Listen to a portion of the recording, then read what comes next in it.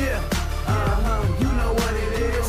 Collegeville High School, a champions. Yeah, screaming that's us. And when we on top, boy, quit fussing. All around my town, everything is white and purple, white and purple, white and purple, white and purple. We shut it down for the school and the sports team. White and purple, white and purple, white and purple, white and purple. Purple and white, but you know what I mean. Double 11 senior year made history.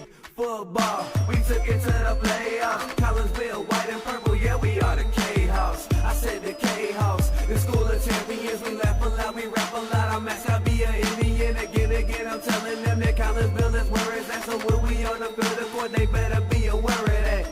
They scared of that. Of course, look at the ceiling. What up, Mr. Floyd? Yeah, Collegeville. And yes, I'm glad to say that I'm a K-Hawk. I'm about to graduate. Yeah, you know what it is. Collegeville High School, a champions. Yeah, screaming that's us. And when we on top, boy, quit fussing. All around my town, everything is white and purple, white and purple, white and purple, white and purple. We shut it down for the school and the sports team. White and purple, white and purple, white and purple, white and purple. White and purple, yeah, I know you see it. You see the chaos and you tell yourself you wanna be it. I go to CHS, so I am a champ. I ran this game so long I'm starting to get a stomach cramp. Class of 1, 2, but we're number 1. Shout out to all my juniors, yeah, you know we get it done. White and purple, you already know. It's a little easy peasy and that boy lay low. Yeah, you know what it is. Collegeville High School, a champions. Yeah, screaming that's us. And when we on top, boy, quit fussing. All around my town, everything is white and purple, white and purple, white and purple, white and purple. We shut it down for the school and the sports team. White and purple, white and purple, white and purple, white and purple. I'm about my white and purple, Scarface and DJ Screw. We on the peak of the mountain, best at what we do.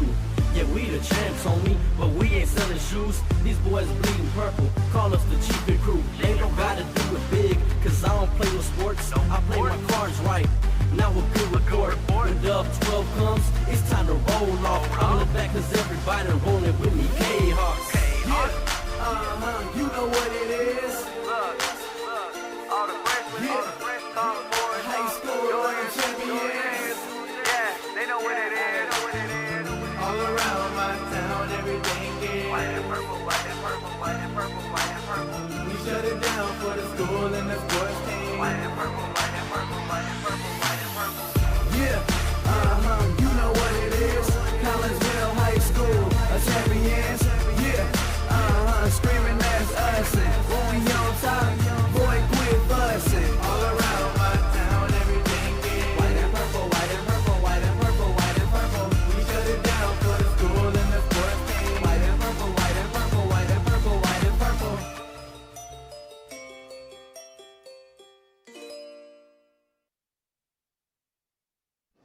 And a very good afternoon to everyone, and welcome to Camelot Bowl, where I have no idea what's going on. Because normally by the time I get on and after that thing plays, they're already practicing, and these lanes haven't even been turned on yet. So I don't know what's going on, but whatever the case is, it's going to set everything behind. I can tell you that much, because we have so much to talk about when I do these pregame shows. So bear with me here, and we'll all get through this together. Well, again, welcome to Camelot Bowl. My name is Todd Duke. We are here because we are covering the girls bowling team today as they get ready to take on the Edwardsville Lady Tigers. And the pregame show this afternoon brought to you by LC's Pub in Caseyville. Hey, the lanes are on. Great food, great drinks, and great service is all served up daily at LC's Pub in Caseyville. LC's Pub, 605 North Main Street in Caseyville is where you will find them. And you can give them a call for carry-out orders at 618-855-9007. Well, the Lady Kahawks, they come into this contest. They are 5-0 already in Southwestern Conference play under their head coach, Sean Hay, who is in his 25th year. Edwardsville, they are 0-3. Deanne Vagley is their head coach, and she has been at that post since, for 5 years. She came in the middle of the 2020 season, took over for someone who got a new job in a new district and left the teaching position and the girls' head coach position. So Deanne has been the head coach since, I think, January of 2020. All right, well, the Lady Kahok's bowling team, they are off to a great start this season with that 5-0 record that I mentioned to start the year in their Southwestern Conference matches. As far as tournaments, not too shabby there as well. After the Triad Invitational Tournament was canceled due to all of the snow that we received the day after Thanksgiving, Collinsville took second place at the Abe Lincoln Invite. That happened back on December the 6th in Springfield.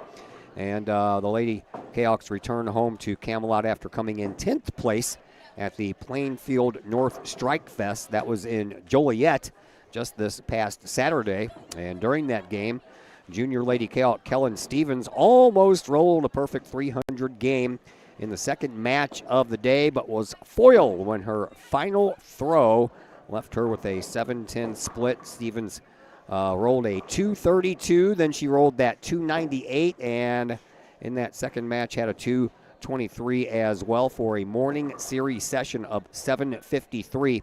She was one of only two bowlers with a 700 series for the day at that tournament. Senior Layla Jayoko finished that tournament in 21st place. A total of 174 bowlers took part in that tournament, so to finish in 4th for Stevens and 21st for Jayoko, that's not too shabby at all.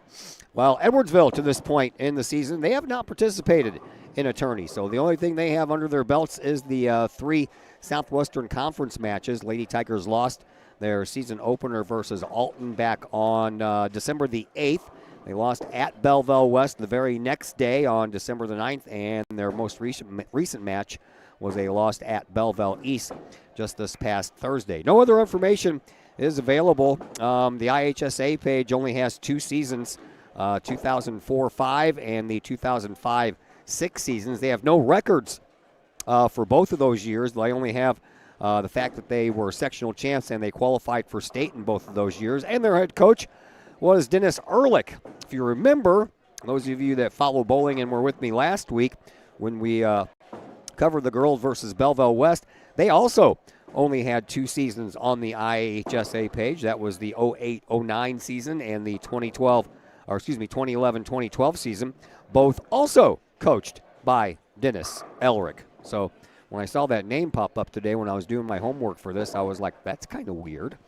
But anyway, I can see, maybe he left after the 06 season and then took over in Edwardsville during the 08-09 season, maybe. I don't know. They don't have a lot of updates on the IHSA page as far as girls bowling is concerned on either Belleville West or Edwardsville. So I am left with what I am left with. So everything I know except for a few more things that we'll talk about here after we take a break and come back and talk things over with head coach Sean Hay. And then I'll give you a little bit more information about the season so far this year as far as the standings and some of the individuals here on both of these Lady Kahok and Lady Tigers teams. So we will take our first break here. And when we come back, we'll talk things over with Collinsville Lady Kahok head coach Sean Hay. That's right on the other side of this commercial break, which is the LC's Pub pregame show here on the Kahok Sports Network. Looking for a little bite to eat in a nice, friendly establishment before heading out to a game? Look no further than LC's Pub in Caseyville. Just blocks from Collinsville High School, LC's Pub is the pub of choice for Kahok fans, before, after, or even during Kahok games. LC's Pub features a wide variety of traditional bar food like burgers and fries, chicken wings and chicken strips, appetizers like pepper jack mac and cheese bites, fried pickles, and green beans. Plus they have salads, fish, shrimp, and more. LC's Pub also features an outdoor patio, a gaming room, weekly poker tournaments, and a pool table, plus enough TVs for all the sports fans. And LC's Pub shows Kahok games live as well as Blues and Cardinals games. LC's Pub, 605 North Main Street in Caseyville, right across the intersection from All Pro Tees. Call for carry-out orders at 618-855-9007 and on Facebook at LC's Pub. LC's Pub, Kahok fans' pub of choice. All Fluffed Up Grooming Salon in Caseyville is your go-to place to get that pampered treatment for your fur baby. All Fluffed Up offers one-on-one grooming sessions by skilled and professional groomers, focusing on a stress-free and fear-free experience for both pup and pup parent. Owned and operated by former Kahok Jenny Eves, All Fluffed Up in Caseyville offers nail trimming, ear cleanings, bathing, and fur trimming, as well as full cuts. All Fluffed Up Grooming Salon in Caseyville, 16 East Reynolds Street. Call Jenny Eves for an appointment at 618-855-8533. Mobile grooming coming soon. That's All Fluffed Up in Caseyville, 618-855-8533. Looking for some unique food options, super cold drinks, and a fun atmosphere with an attentive staff? Look no further than Hurricanes Bar and Grill in Collinsville. Owned and operated by former Kahok State soccer champ Tim Johnson, Hurricanes has been one of the area's great meeting places for fun, food, live sports and music, and video gaming. Daily specials like Taco Tuesdays, Wing Wednesdays, and Fish Fridays. Hurricanes will tackle those hunger pains. Hurricanes is always open during all of Uptown Collinsville's Main Street festivals. Hurricanes is the place to satisfy your hunger and thirst needs. Hurricanes Bar and Grill, 222 West Main Street in Collinsville. Give them a call for carryout orders at 618-345-0846. 618-345-0846. Mike and Sarah's Produce in Collinsville is a one-stop destination for seasonal fruits, vegetables, and more. Located at 116 North Bluff Road, Mike and Sarah's Produce features fresh selections of your favorite fruits and veggies, from cherries, peaches, and watermelons to corn, tomatoes, and zucchini. You can find all of your produce needs at Mike and Sarah's. Seasonal favorites such as pumpkins in the fall, summer peaches, spring asparagus, and more. Plus, Mike and Sarah's Produce is a go-to in the spring for flowered plants, hanging baskets, and a large selection of fresh seafood. Mike and Sarah's Produce, 116 North Bluff Road in Collinsville. Stop by today. Looking for something to get your student involved in? Maybe joining the Collinsville Kahok Trap Team is that something. Created in 2017, the Collinsville Kahok Trap Team has joined a long line of area schools in one of the fastest growing and safest sports in the country. Trap shooting is a fun, team-oriented outdoor sport that offers friendship, competition, and teamwork, all in a safe and fun environment that encourages students to be part of a team in which they will learn valuable skills and are encouraged to engage in community involvement through volunteering and mentoring. If Collinsville Trap sounds like something your student would be interested in, call Collinsville Trap at 618-795-9893 or visit Collinsville Kahok Trap on Facebook, 618-795-9893. Looking for a little bite to eat in a nice, friendly establishment before heading out to a game? Look no further than LC's Pub in Caseyville. Just blocks from Collinsville High School, LC's Pub is the pub of choice for Kahok fans, before, after, or even during Kahok games. LC's Pub features a wide variety of traditional bar food like burgers and fries, chicken wings and chicken strips, appetizers like pepper jack mac and cheese bites, fried pickles, and green beans. Plus they have salads, fish, shrimp, and more. LC's Pub also features an outdoor patio, a gaming room, weekly poker tournaments, and a pool table, plus enough TVs for all the sports fans. And LC's Pub shows Kahok games live as well as Blues and Cardinals games. LC's Pub, 605 North Main Street in Caseyville, right across the intersection from All Pro Tees. Call for carryout orders at 618-855-9007 and on Facebook at LC's Pub. LC's Pub, Kahok fans' pub of choice. Once again, we welcome you back here to Camelot Bowl, getting you ready for this girls bowling match between Collinsville and probably Collinsville's biggest arch rival, the Edwardsville Lady Tigers. And joining us now is Collinsville head coach Sean Hay in his 25th year as the girls bowling coach. How are you, Coach? Old. Old? Yeah, well, it makes you feel old when I say things like that, doesn't it? Yes, it does. Yes, it does. All right. Not a bad season so far for your girls. You're 5-0 in the head-to-head Southwestern Conference matches. You have played in 2 tournaments, one of those of which that you took second place in, the Abe Lincoln Invite in Springfield. Nope, and got first on that one. You got first. Never mind. That's I was right. wrong. And then this past Saturday, you went up to Joliet, traveled through the snow and everything to play in the Plainfield North Strike Fest. So I know how things went. You tell everybody your perspective on how things went. Sure thing. We ended up, I think, in 10th. We qualified for the gold division, which is always the first goal. We have We have set goals for every tournament for first half, second half, and if there's divisions, our first goal is to get to the highest division. So we did that. Hold on one second. We have the national anthem. Oh, well, we're going to have to come back, take a break then. All right, we'll be back in just a moment. Looking for a little bite to eat in a nice, friendly establishment before heading out to a game? Look no further than LC's Pub in Caseyville. Just blocks from Collinsville High School, LC's Pub is the pub of choice for Kahok fans, before, after, or even during Kahok games.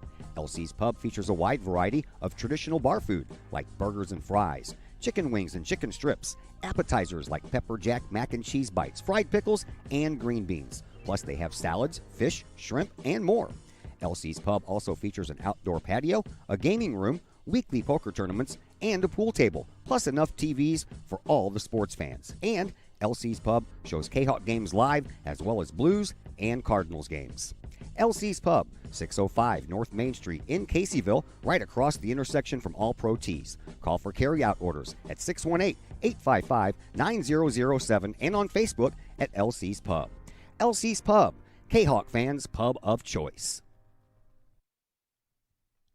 Caseyville VFW Post 1117 Auxiliary supports the VFW with post projects and fundraiser events. The Caseyville VFW Auxiliary also provides donations and sponsorship for Veterans in Need, Jefferson Barracks in St. Louis, the Caseyville Food Pantry, outreach programs, summer lunches for students in the Collinsville Unit 10 School District, and now the Kahok Sports Network. Plus, sponsoring CHS programs like band, theater, and sports. If you would like to provide support or join the Caseyville VFW Auxiliary, contact the Caseyville VFW Post 1117 at 618-344-9878. Once again, we welcome you back here to Camelot Bowl. Kind of caught us off guard this time, man. Normally they bowl a little more practice than they do the national anthem. All right, Coach. We were talking about the just completed Plainfield North Strike Fest tournament on Saturday. Kellen Stevens, we know, almost got that 300 game, and that's okay. But on the very last ball, it was a 7-10 split. Oh, I know, and you know what? It was pocket. So, but it was she definitely pulled it a little bit. So, it was pretty awesome to watch. Like I said, that's 3 different Kahawks we've had get at least the front 9 or front 10 or front 11. So. It looks like we're boding well this season to see that happen at least once or twice. Yeah, she had a 700 series in the morning round and then kind of fell off a little bit. She get a little tired? No, it was the conditions started getting a little bit silly. Yeah, that's what happens when you switch lanes, right? Oh, definitely, and it was definitely a lot drier, which is still something we should be able to handle. But some of our team is young, and so that helps, and that helps to make things a little bit more challenging. But they need to see that before we see it in a tournament that is really, really important, like a regional or a sectional. Yeah, and still 174 bowlers and coming in 4th place, that ain't bad. Oh, no, not at all. No, she did fantastic. It was awesome to see. Some of the mistakes she made in the afternoon, she recognized them and actually finished out the last game, throwing the ball really well. And so if we were to go replay this whole thing, it would be definitely a different result. Yeah, you got the Edwardsville Tigers here this afternoon. What do you know about them? They've only bowled three times. Yeah, I haven't seen them in any tournaments or anything just yet, so I know that they have been improving each year. They've been getting just watching them in warm-ups, their fundamentals are getting better and better, so I look for them to continue improving on what they were in the past. All right, final question for you. I'll let you go. I know you're a busy guy. Sure. Your girls' JV team, you guys are a little short of numbers. You only have 3 on the JV team. So how does that work? Do you just automatically lose 2 head-to-head matches every match? Well, technically, if we can beat them with 3, I think we win the match. But that's a tall task. Yeah, I think if you beat them with 3, you should win the match. Of course. But that's I think how it is set up. I'll be honest, we've not really been in this situation. Last year we only had 1, so we knew there was no chance.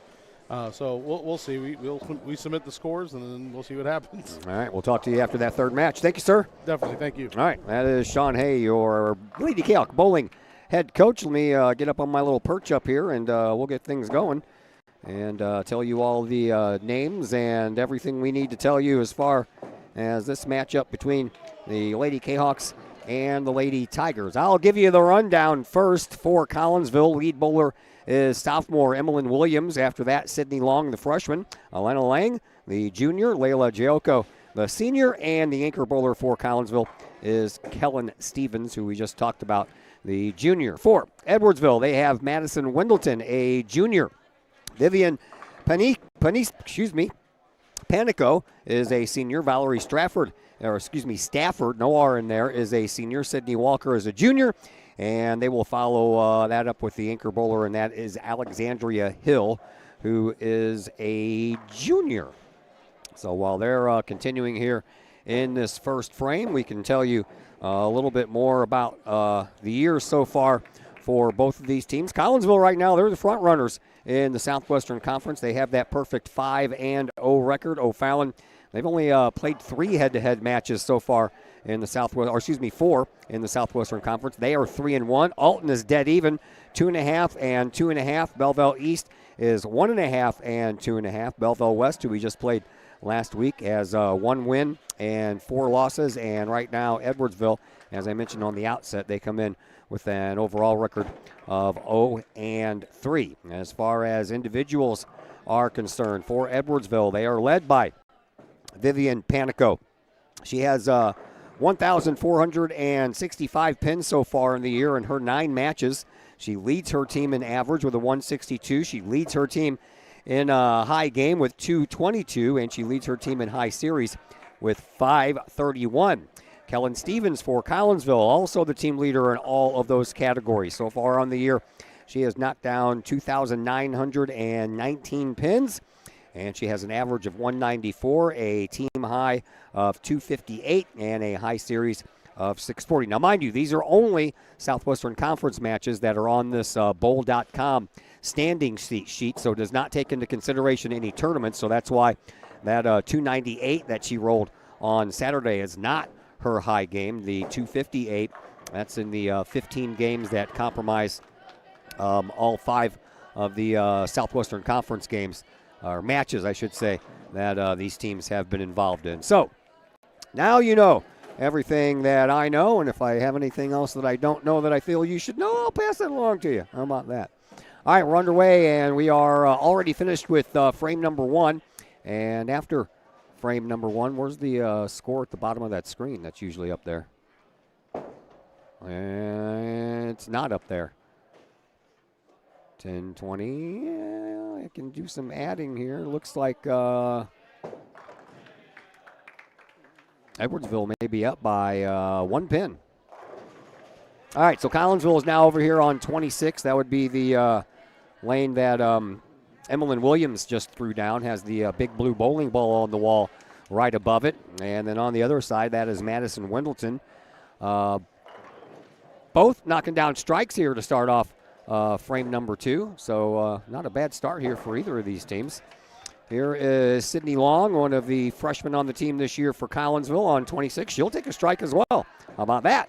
That'll leave us with the aforementioned Vivian Panico over on 25 for Edwardsville, and she'll leave up 3.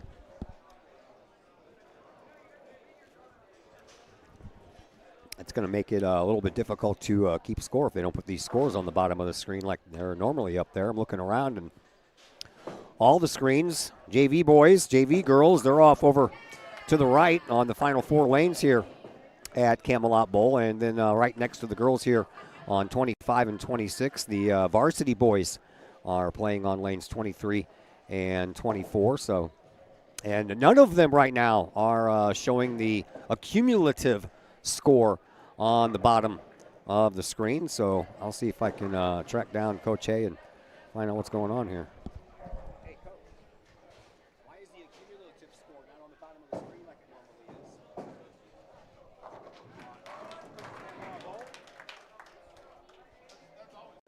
That's going to be hard for me to try to keep score, man.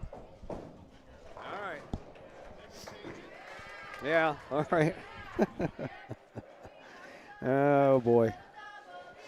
I don't know if you heard any of that or not, but. Okay. Kellen Stevens over here on 26, the anchor bowler for Collinsville. Well, lane 26 obviously will move faster because no one's bowling on 27, 28. And when you're over on 25, you got to wait for the boys to finish up or, do the old courtesy, what do they call that, bowling etiquette. And that's the bowling etiquette part of it that kind of slows things down. I liked it. They did this last week, leaving 27 and 28 open. Seems to make things go by a little faster.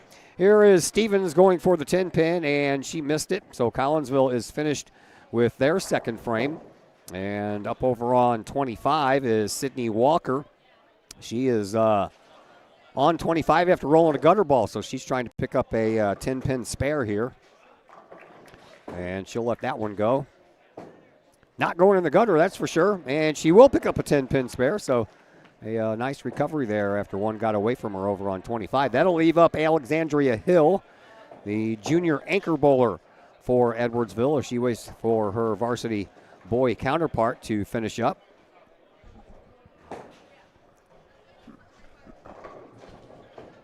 There it is. Got the cumulative score up there now. Fantastic.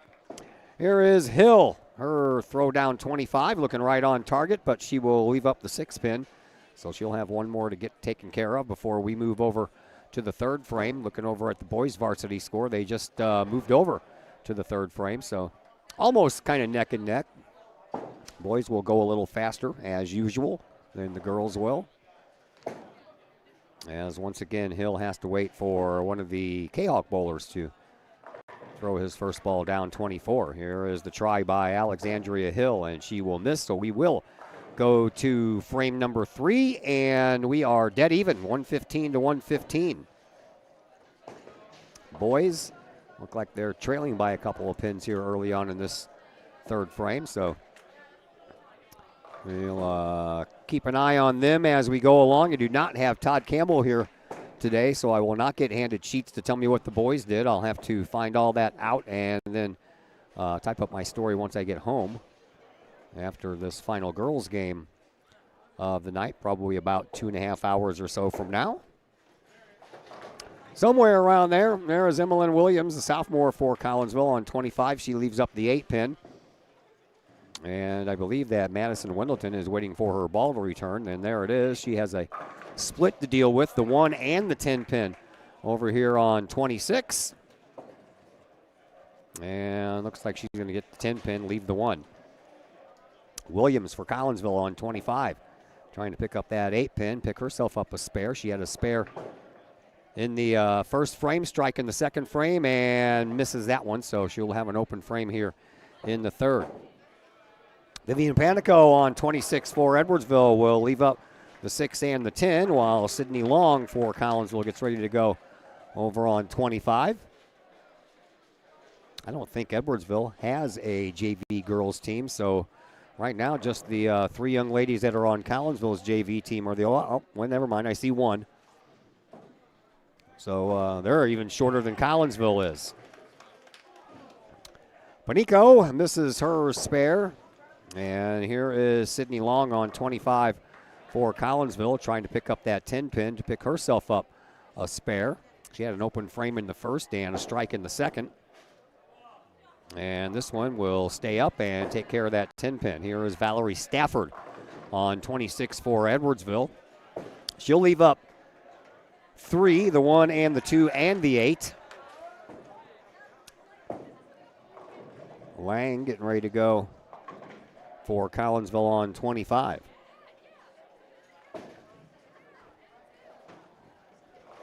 No Brandon Campbell on the other microphone with us today either. He's apparently working. Don't you hate it when jobs get in the way of having fun? Nice job by Lang to take care of all 10 of her pins on the first go-around, so that's a strike over here. Stafford missed out on her spare. Here is Sydney Walker, but first Layla Jaoko is going to go down 25 for Collinsville. She'll swing that one in there and pick up her first strike. Here's Walker for the Edwardsville Lady Tigers on 26. That one hugged the gutter line for a while and then swung over but missed the 1-pin, took care of the 3-pin on the first hit.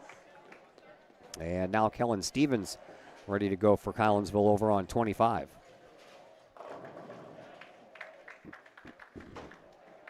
Stevens lets her fly. That one also hits the 3-pin first, so Kellen starting a little off at the beginning here, and here is the spare try, and a nice job at that by Sydney Walker.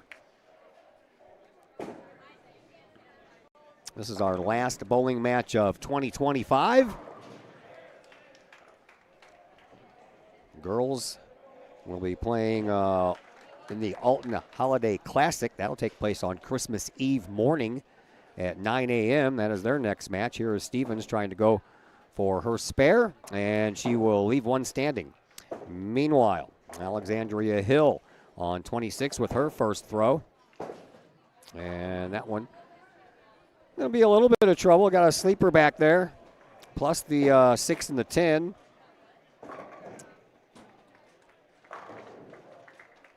Got the 1 and the 5. Missed the head pins, but knocked down all kinds of them on the right side and a couple more on the left side, or all of them on the left and a couple more on the right. Now she's going right after that 1 pin. That'll leave the 5, though. After it hit that right side of that 1, it bounced off of that, took care of the 6 and the 10, but left that 5 standing there. So we have 3 frames in the books. Collinsville trailing right now, 202 to 180. Our next bowling match will be when the calendar flips over to 2026. It'll be the boys' home finale versus Belleville East on January the 7th. All right, here we are starting the 4th frame, and here is Emmeline Williams, the sophomore, the only sophomore on the varsity squad this year for Collinsville. Down 26 it goes, and needs to cut in, and it won't. So everybody's kind of having a rough time hitting that head pin here early on, including Madison Wilson over on 25, as she left up the 1 and the 3 on her first throw here in the 4th.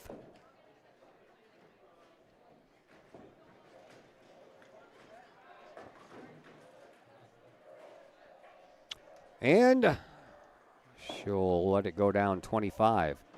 The complete opposite over here for Emmeline Williams. Instead of the 1 and the 3, it's the 1 and the 2. So Wendleton picks up her spare, and now Williams will pick up hers. Vivian Panico on 25 for Edwardsville. She'll leave the 7 pin. Sydney Long, the freshman for Collinsville, on 26. Again, 26 will go a little faster because there's no one on 27 that you have to wait for. And that one just got in there and hit that head pin, but everything kind of fell afterwards, including the 2 pin that fell last, leaving the 8 pin up there. Otherwise, Long would have had a sleeper as well. A spare for Panico. And Sydney Long trying to keep pace. It has a 9 split up there for her on the screen, so I guess I don't know. But anyway, she got a spare. Doesn't matter. Don't have to change anything. Strike for Valerie Stafford. So Elena Lang is trying to keep pace and pick up a strike herself. That is her head-to-head competition.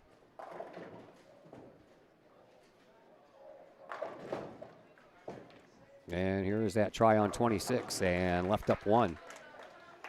Sydney Walker on 25 throws another one into the gutter. I think it's the jeans.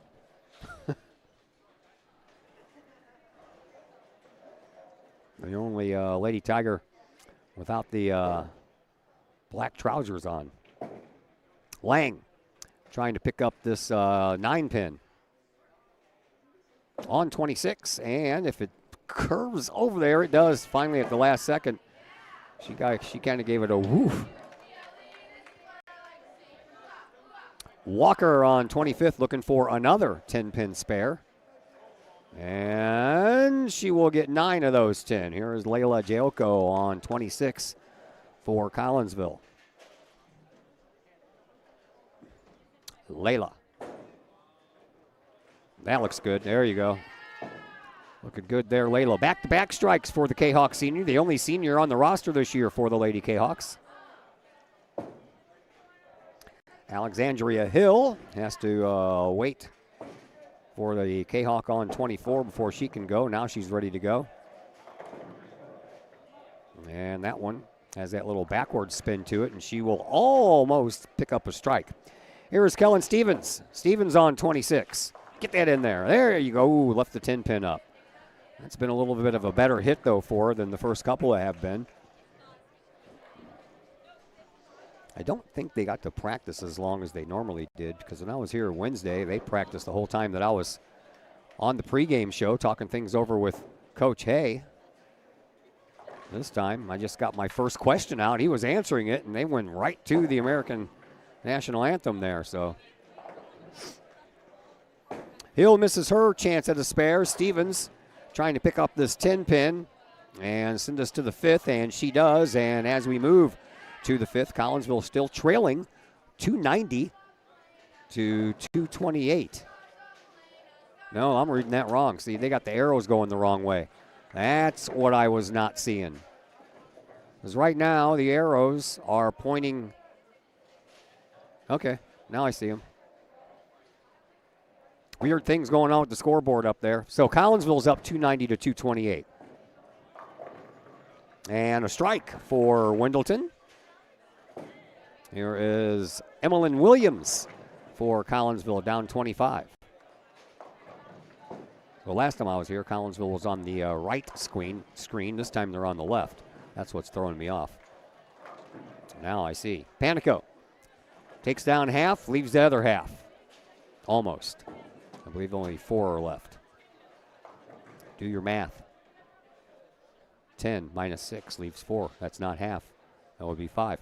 Here is Williams on 25 trying to take care of this 3-6-10 that she left herself. And she will miss the 3. Panico has the 1-3-6-10, and she is going to leave up one of them, just the 6. Sydney Long for Collinsville on 25. And that looks good. Came in a little from the other side, though, and hit the left side of that head pin. Here is Stafford for Edwardsville. She did exactly mow down half. The left side gone, the right side still standing up.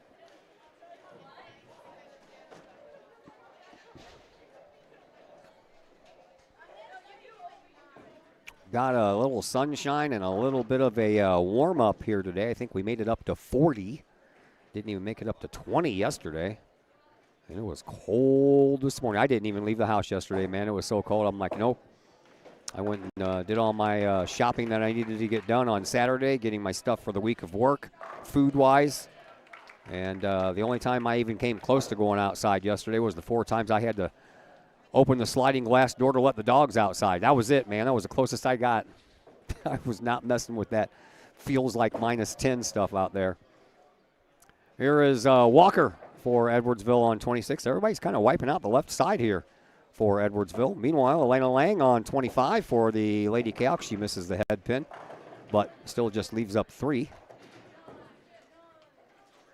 Now we're supposed to warm up the rest of the week, man. We're supposed to be in the 50s, I think, for the next 3 days, Tuesday, Wednesday, and Thursday.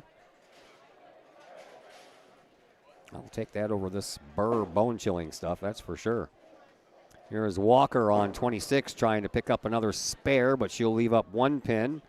Meanwhile, Elena Lang on 25 trying to pick up her spare, and she is going to only get the back pin.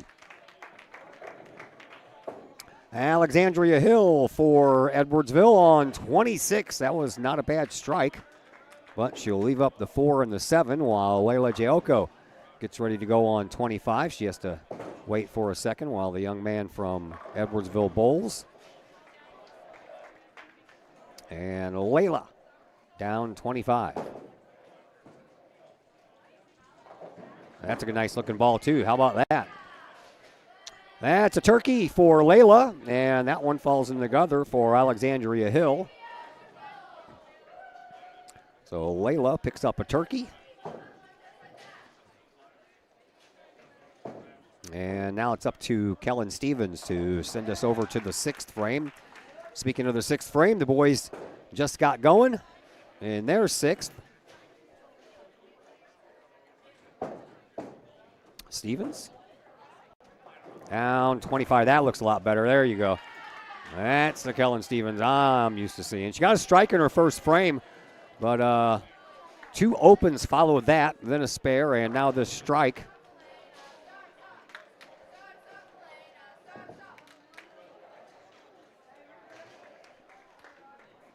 Looks like the boys varsity team is winning over there, 455 to 360. I think that says 360. It's a little too far away for me to see. And Madison Wendleton over on 25 leaves up 1. Here is Emmeline Williams for Collinsville on 26, trying to get the better of it. And she will pick up a strike. 3 strikes in a row for your Lady Kahawks.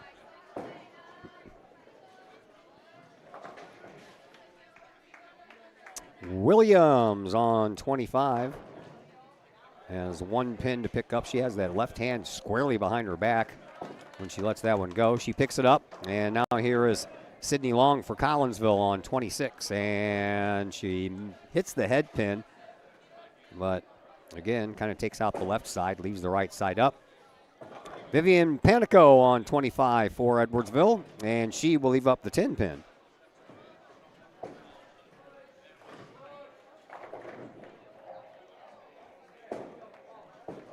And now Long will try to pick up her spare.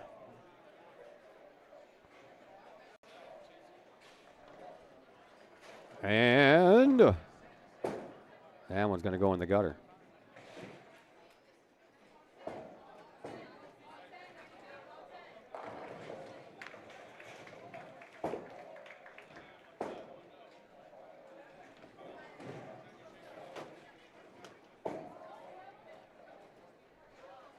All right.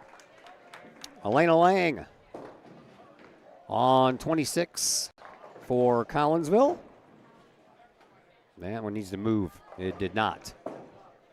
Valerie Stafford on 25 for Edwardsville. Both of these number 3 bowlers missed the head pin, and both of them leave up the 1 and the 2.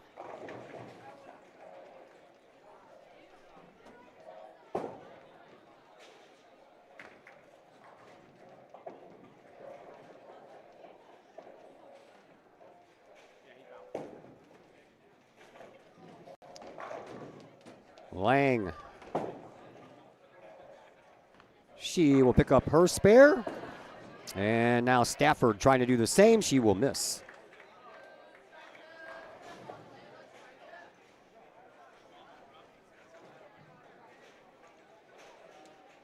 So that brings us up to the 4 bowlers, which is Layla Jaoko.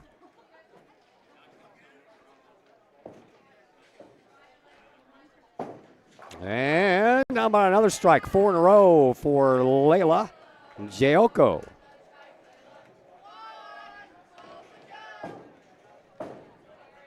Here is Sydney Walker with another gutter ball. If I'm counting correctly, I think that's her 3rd here in this first match. Kellen Stevens for Collinsville on 26, trying to finish up a strong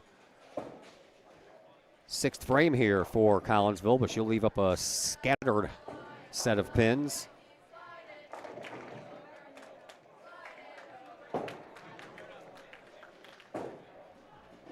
And here is Walker, and she will have 2 misses here in this 6th frame.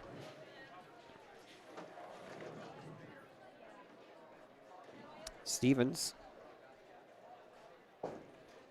trying to pick up this 1, 2, 8, and then the 10. And she will take care of the 1, 2, and the 8 part, but leave the 10 standing there. And Alexandria Hill on 25 will help us finish up the 6th frame.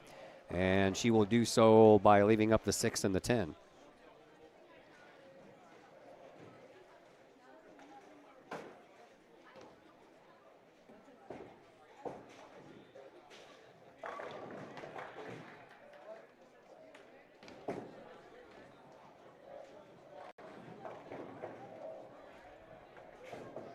And that try on the way right now. And she will pick up a spare. So we are finished with the 6th frame. And after 6, Collinsville up 463 to 345. As we go to the 7th, the boys are already midway through the 7th. And Collinsville has a, looks like a 573 to 416 lead. So both teams doing all right.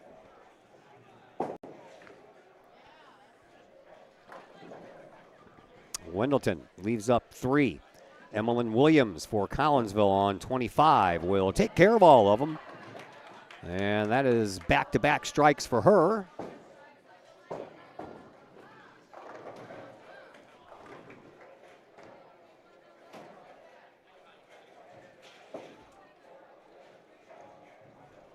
And only one pin going down for Miss Wendleton. And now here is Sydney Long for Collinsville on 25. And she will pick up a strike. That is her second strike. Williams, I said, had back-to-back strikes, which is true. She has also, had a strike in the second, so 3 here in this first match. And Panico left up the 10 pin on 26, and here is Elena Lang for Collinsville on 25. That one's going to get in there. Ooh, that looked good. Left the 10 pin up, though, so both left the 10 pin. Here is Panico shot at her 10, and she will just miss it, man. It was heading right for it. Then it took a little bit of a spin to the left at the last second and just missed it.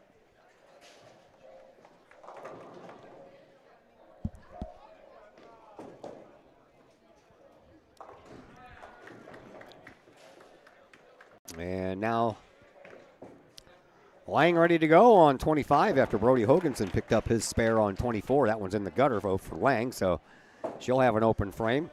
Here is Valerie Stafford for Edwardsville. She'll leave up 3. And Layla Jaoko getting ready to go over on 25. She has 4 strikes in a row, trying to make it a 5 spot over here. And her try down 25 happening right now. That one looks good. Oh, it moved a pin over. I'm guessing that. Well, it landed in the right spot to be picked up by the pin catcher, though, or the pin setter. So I think that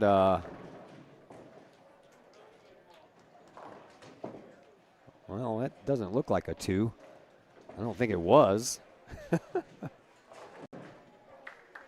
Anyway, here is Sydney Walker. Walker hugging that line again, but that one's going right for the head pin. She'll leave up the 10 pin. Here is Giauco going for her lone pin over on 25. She'll pick it up. And a 4 strike is over, but spare is a lot better. She had an open frame in the first. Since then, spare, strike, strike, strike, strike, spare.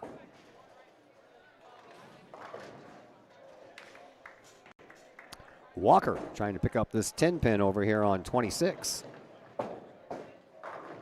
And that one will not go toward the 10 pin. Here's Kellen Stevens. Looks like Collinsville is going to finish up over there on 25 before Edwardsville finishes up on 26. That one did not get over there for Stevens. She missed the head pin once again and leaves up the 1, 2, and the 4. Alexandria Hill on 26 for Edwardsville. It's got that little bit of a backward spin on it, but she'll pick up a strike. And Edwardsville will end first over here on 25 to complete their portion of the 7th frame. One more throw here for Kellen Stevens, and Collinsville will do the same. And it's on the way. This one will hit the head pin. She'll take the spare, and that'll do it for frame number 7. Collinsville still out front, 550 to 406. As the boys are already in the middle of their 8th frame. They're about a half of a frame up on the girls at this point.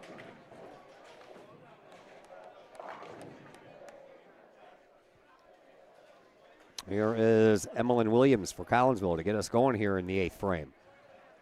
That one needs to move. It's not going to. Hit the 3 pin first. The 1 and the 2 stay standing. Madison Wendleton on 25 for Edwardsville. And she will have to deal with a split. Looks like she's got the 5 and the 10 to deal with.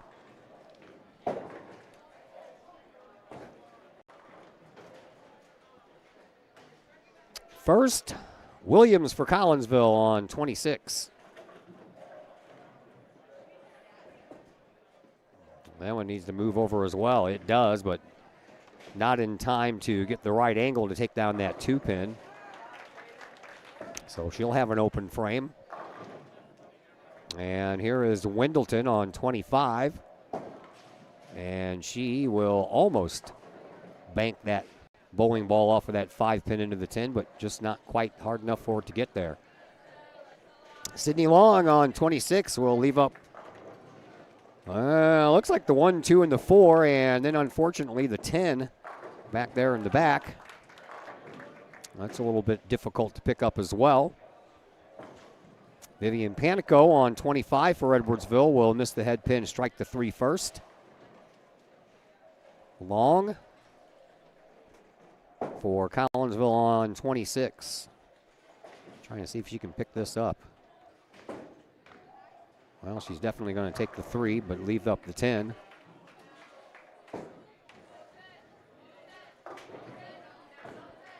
Panico on 25 has 4 pins all nicely bunched up together to pick up, and she will take care of all of them. Elena Lang. Williams and Long both had strikes in their last frame, and now both leave opens here in this frame. Here is Lang on 26. Get in there, that looks good. Valerie Stafford on 25 now for Edwardsville. Ball got away from her and stays really far left. Layla Jaoko looking to start a new strike spree here.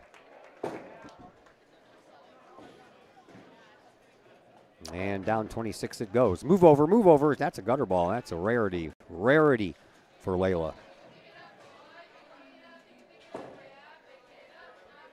Meanwhile, on 25, Stafford picks up her spare, and now Layla, which is her head-to-head competition, will have a 10-pin spare to pick up here.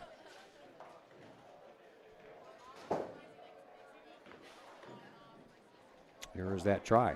Get over, get over, get over, get over. Well, left up 4. Sydney Walker for Edwardsville on 25, and that one's going to go in the gutter as well. Almost was going to make a liar out of me. It tried to stay up there as best it could. Probably another foot it would have.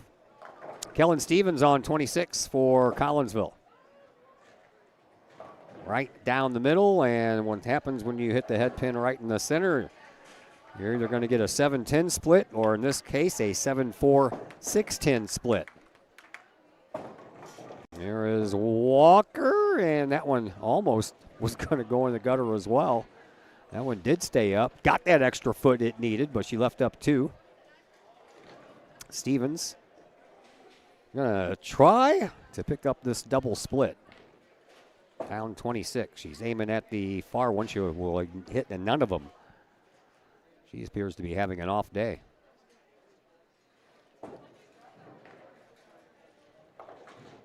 Alexandria Hill. She'll leave up 2. One more will send us to the 9th.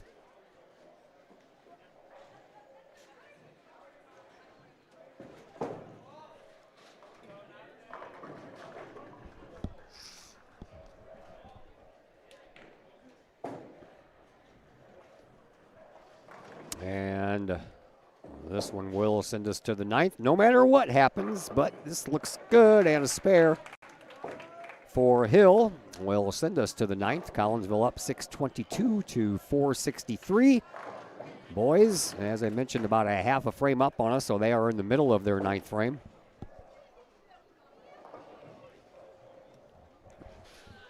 Collinsville score I can see easy. That's a 772. 5 something over there for Edwardsville. I can't see it.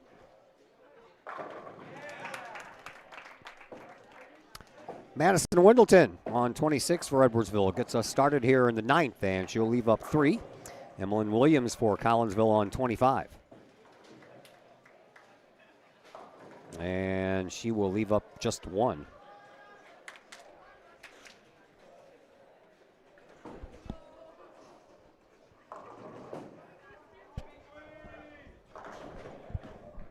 Williams on 26 for the Lady Tigers.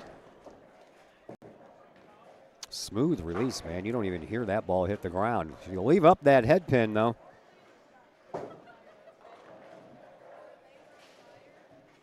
Williams for Collinsville has the 9 pin waiting on her. And that one's going to go in the gutter. Vivian Panico on 26 for Edwardsville has that one going the wrong direction. She'll take down a lot more than probably she thought she was going to when she let it out of her hand. She leaves up the 1, 2, 3, and the 10. Sydney Long for Collinsville is going to throw another. Man, we have a gutter ball-itis going on over here today. That one's going to travel to the left, but oh, that's a nice job. Hit that head pin just on the left-hand side, which, you know, you need to do to get that 3 to roll over into that 10, and that's exactly what she did. Man, I tell you what, Valerie Stafford was almost ready to throw that ball before the pin setter was finished doing its thing. So Long will try to pick up a 10-pin spare, which she does. That's what you got to do, man. If you throw one in the gutter on that first ball, you got to try to get that 10-pin spare. Here is Stafford on 26 for Edwardsville, left up the 10-pin. Elena Lang on 25.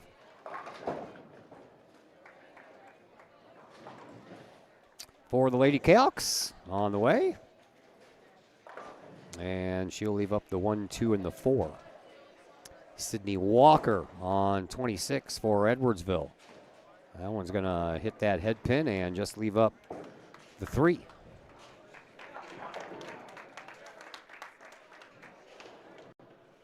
One, 2, and 4 for Lang. 3-pin remains for Walker.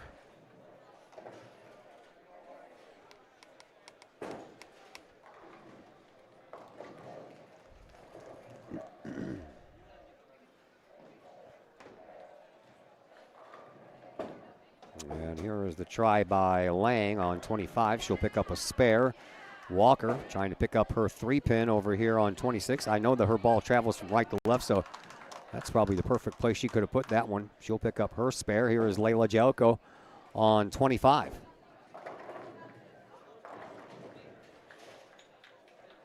That one looks good. Oh, leaves up 1. Alexandria Hill on 26 for Edwardsville. Doing a backdoor strike, and she got it. She's a righty, but it has that left to right spin on it. And spins over and hits the head pin on the left, and that was just about as perfect as you can get there. Jelko on 25. She'll take care of her spare, and then Kellen Stevens will be the final bowler before we head to the 10th.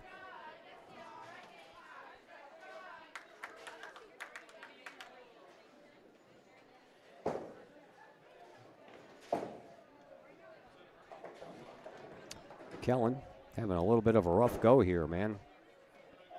Not used to seeing her have a 107 in the 9th. There is that try on 25, and there you go. She needed that more than the team did. We go to the 10th. Collinsville up 681 to 533. And we head to the 10th frame of this first match of the day.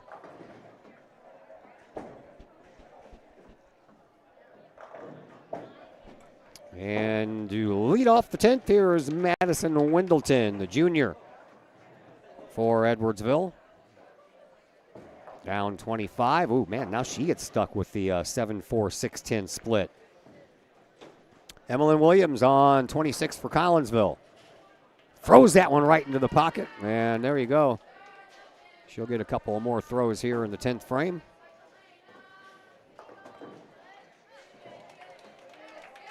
Madison Wendleton will not be so fortunate, though. She'll get one more throw here, and I don't think she's going to pick up that spare. We're about to find out right now.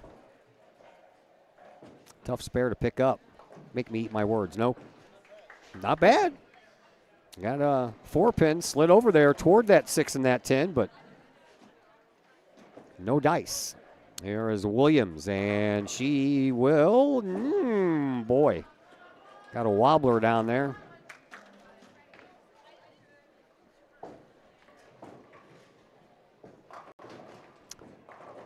And how about a strike for Panico?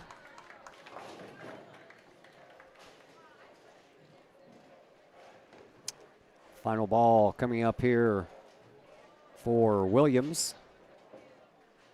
And she will pick it up and end up with a 159. Taking care of the 139 for Madison Wendleton. Panico leaves up with a 7-pin. Here is Sydney Long for Collinsville. Oh, man, she almost got left with a 4-7, 6-10. Just as bad, though. 10 went down, but the 6 is still standing there.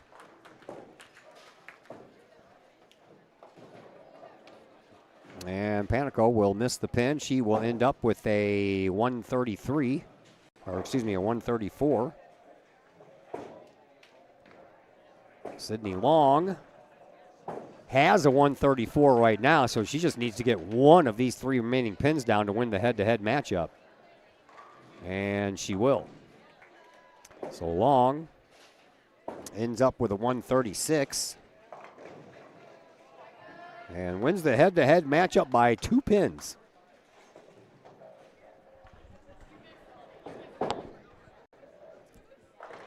Here is Elena Lang. After Valerie Stafford knocked down 9, she has a 10-pin left to deal with. Her and Lang going head-to-head, and Lang will leave up the 6 and the 10. Stafford will throw a gutter ball, so that'll be it for her. And she will end up with a 111. Lang already has a 157, so Lang will win the head-to-head matchup. And here is Lang, and she will take care of her spare and have one more throw coming up. Meanwhile, Sydney Walker will throw one into the gutter for Edwardsville.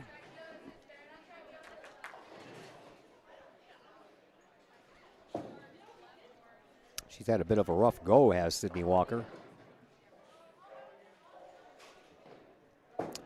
And Elena Lang with her final throw here in match number 1. We'll end it with a, I thought it was going to be a strike. That was a good looking shot there. Leaves it with the 10-pin. So Lang will end up with a 168.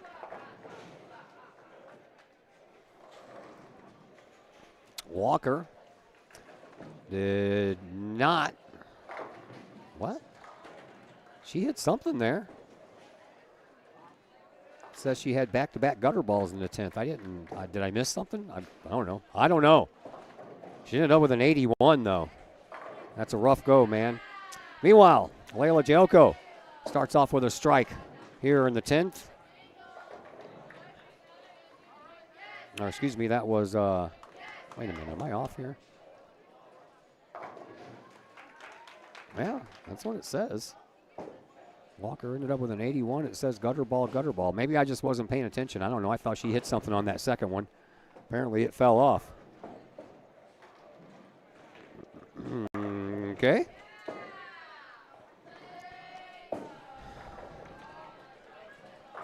God.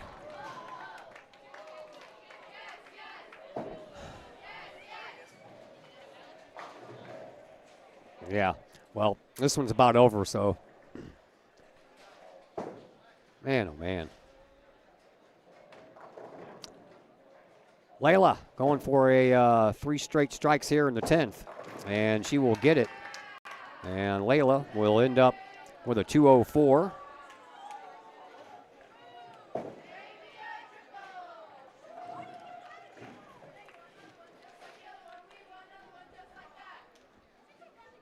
Sorry about that. I gotta go, but I wanted to help you out. Thank you. Appreciate it. So Alexandria Hill ends up with a 149, and she's going head-to-head with Kellen Stevens.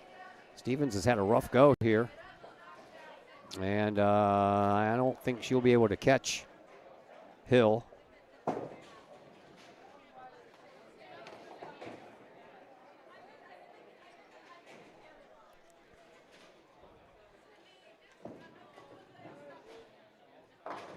Stevens.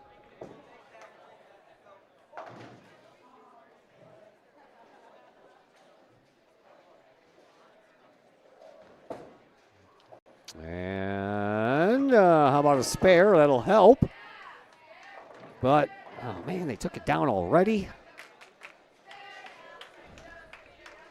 Well, Lady Tigers were finished already, and they took down the score before I had a chance to write it down.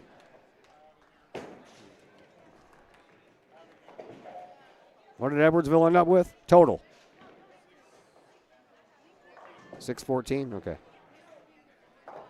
Final throw here for Kellen Stevens. And she really needed a strike. That was going to be the only way she would have a chance. She ends up with a 146, so she falls 3 pins short of that head-to-head matchup. So Edwardsville will get a head-to-head matchup, but they'll lose the match 8-13 to 6-14. And that will send us to a commercial break, so we'll be right back with the start, or well, we won't be the start, but we'll get you most of this second matchup when we return from a commercial here on the Kahok Sports Network. The choices you make to celebrate the life of your loved one should be as special as the person they represent. That's why you will always find the staff at Her Funeral Home in Collinsville ready to go the extra mile to meet the needs of you and your family during those times. For over 100 years, Her Funeral Home has been there for Collinsville and the surrounding communities. Of the many arrangements made after losing a loved one, the first is the selection of a funeral home. The staff at Her Funeral Home in Collinsville can help with that planning. Call Her Funeral Home in Collinsville at 618-344-0187. Her Funeral Home, serving Collinsville families for over 100 years. 618-344-0187. Want to catch some of the best live music in Collinsville from a band of all local area residents? Look no further than Sonically Pleasing. Sonically Pleasing with Tim Carlisle, Jim Cason, Logan Carlisle, and Caleb Tanzius play some of the best rock and roll hits from the 70s, 80s, 90s, and beyond. You can catch Sonically Pleasing at some of the area's finest venues, as well as book Sonically Pleasing for your private event or party. To put some music in your life, it's Sonically Pleasing. Check out Sonically Pleasing's Facebook page for upcoming live show dates and to book them for your special event, or call to book that event at 618-401-0052. Pleasing live rock music for your ears. Sonically Pleasing, 618-401-0052. That's 618-401-0052.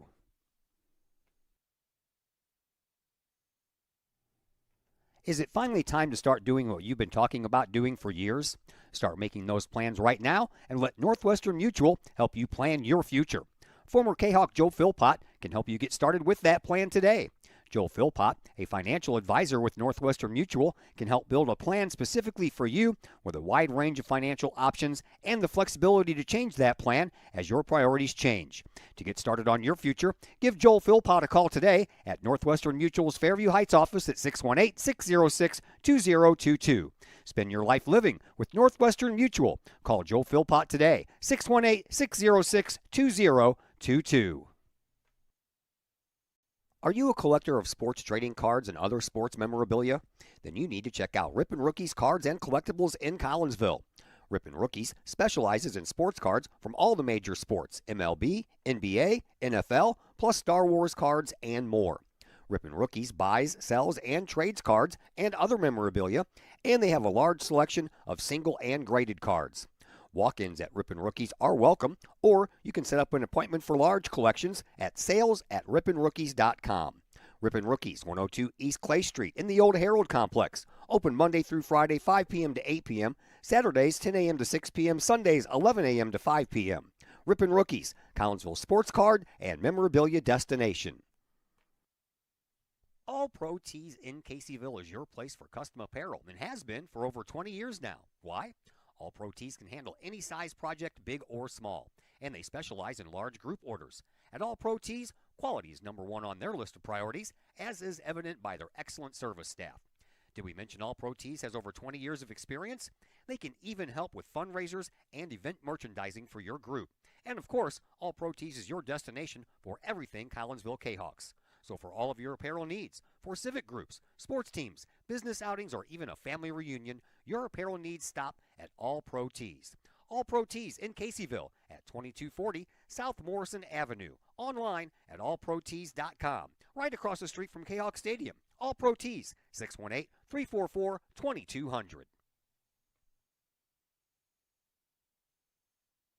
Once again, we welcome you back here to Camelot Bowl. Apparently, I was given the wrong order of bowlers, and I just yelled at Coach Hay. No, I didn't. I don't yell at anyone. Apparently, he wasn't paying attention when everybody started. He gave me the 5 bowlers, 1 through 5, and then I guess he forgot to tell the girls. I know, I got you. He forgot to tell the girls, and they started off with what they did at the tournament on Saturday. So, Elena Lang is the number 1 bowler. Emmeline Williams is the number 2 bowler, and Sydney Long is the number 3 bowler. The number 4 and 5 bowlers I did have correct. That would be Layla Jayoko and Kellen Stevens. So everything else stays the same, though. The score remains the same, just the names have changed. How about that? Isn't that a lyric somewhere? I don't know. Probably not. Anyway, I'm going to leave you here for a minute to enjoy the sights and the sounds. We are just starting frame number 2 here for the girls. I'm going to leave you alone, and you guys behave yourselves, okay?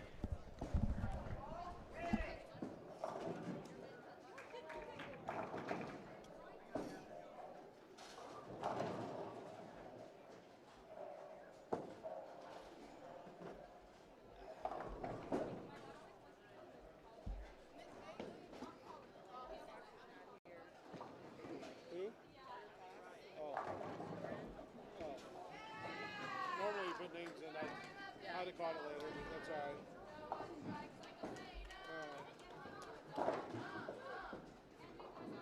First game's easy to match up, usually. Well, Carter had some kind of school thing. I do love that your girls beat me and Craig. Yours is the only one that had the no score on it. Greg's I blamed everybody else's.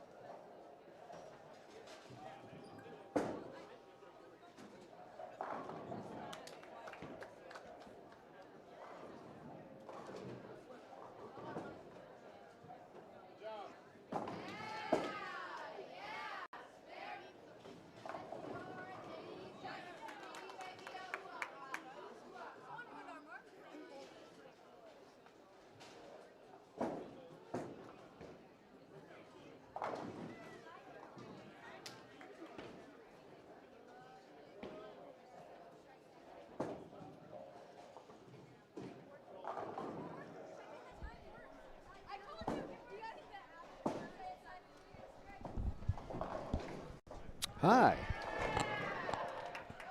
All right, let's get caught up here. We are about ready to start frame number 3 of match number 2. Collinsville up 125 to 113. Boys, I'm going to guess they won their first match. Man, when you're in these first initial frames, you can see everything plain as day on these scores, but once you get to the 5th frame and then the board shrinks to show all 10 frames, then I can't see the numbers anymore. So right now, Collinsville is up. No. Yeah. Yeah, 161 to 143. I got to try to get used to these arrows. All right, Elena Lang, how about that? Got that one right? Do I have that one right? Yes. On 26, leaves 1 pin up. Madison Wendleton on 25 left up the 1, 3, and the 6 to begin this 3rd frame. And she will leave the 1 pin up there.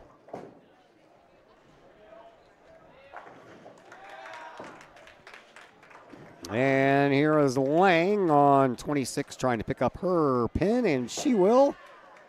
And here is Vivian Panico on 25 for Edwardsville.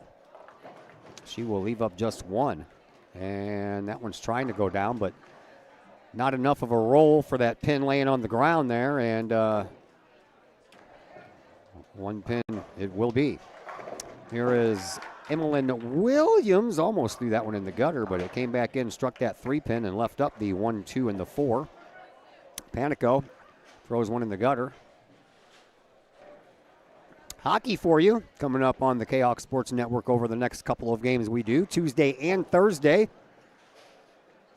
Tomorrow we're at East Alton. Once again, seems like I have been there a lot this year for hockey. We'll be taking on Vianney.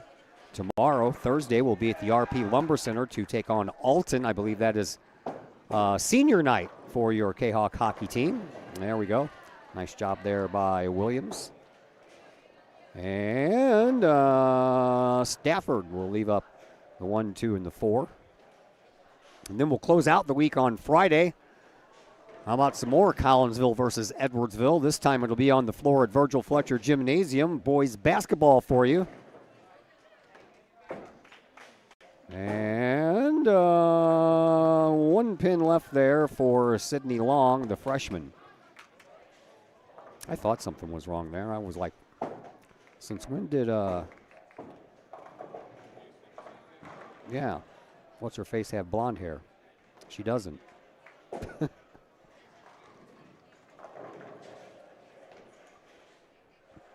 Elena Lang. That's who I had in that spot to begin with. I had mine all typed out today, too. Normally they're handwritten, and today I had enough time to type them out because I got the 5 bowlers from Coach Vagley for Edwardsville, and then Coach Hay sent me his 5 bowlers in order, but apparently while he wasn't watching, the girls decided to make their own order. And I didn't know because freshmen and the sophomore I'm just not as familiar with. Of course, I knew Layla and Kellen. And here is Layla Jayoko. Been calling her name since she was a freshman, so I'm used to her. How about a strike for Layla? Here is Sydney Walker trying to pick up a spare on 25, but she will not hit the head pin. Takes care of the other one, though. And then next week, we only have 1 day where we have games, and that's it until the tournament starts on the 27th. Prairie Farms Holiday Basketball Tournament. Just got the bracket released yesterday as Stevens will leave up 2.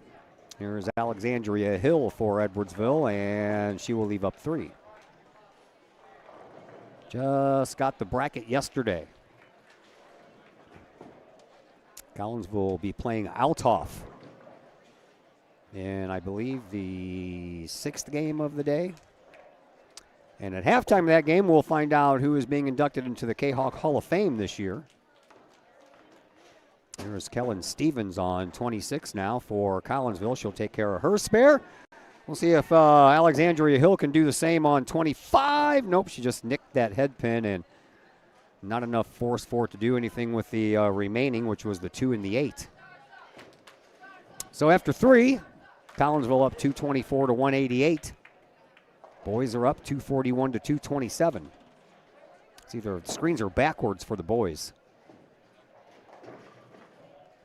I'll figure that out when I get home. Coach Hayes shares the spreadsheet with me for all levels of bowling for these Southwestern Conference matches. So by the time I get home, the boys will be updated, hopefully. Here is Elena Lang on 25 with a strike, her third strike here in this second match. The only one that she did not have a strike in, she spared in the third. So a strike in the first, second, and now the fourth. Wendleton trying to pick off this 10 pin over here on 26. That one's got a little movement too far to the left. Meanwhile, Emmeline Williams on 25, hung in that gutter lane, man. She leaves up the 1 and the 2. Here is Vivian Panico on 26, and she will pick up a strike.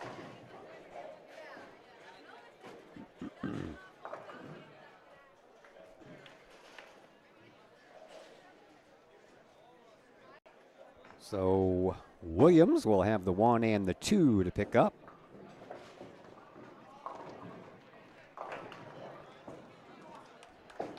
And she will.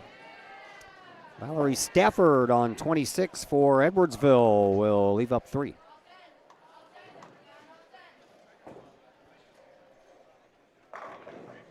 Sydney Long for Collinsville on 25.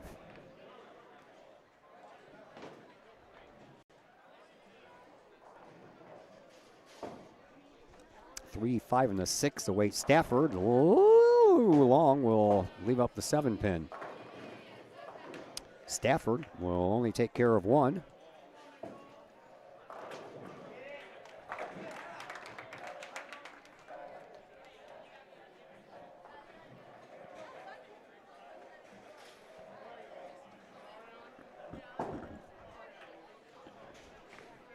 And now Long, trying for that 7 pin on 26, will nail it. Sydney Walker on 26 for Edwardsville. Got that spin going, and it'll hit the, oh man, she got that one. How about that?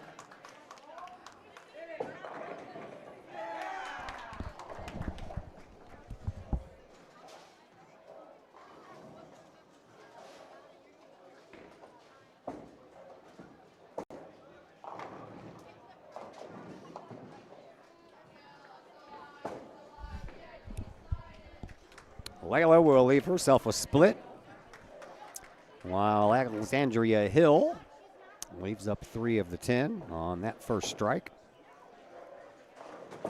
Layla has got the 4 and the 6 to deal with here. So pick your poison. One of them, you have to hit the 4 over on the far left or the 6 on the far right. And it looks like she's going after the 6, but she hit it on the left, so no chance to come back in and grab that 4. That one's spinning the wrong way and going to miss everything there for Alexandria Hill. So Kellen Stevens up on 25.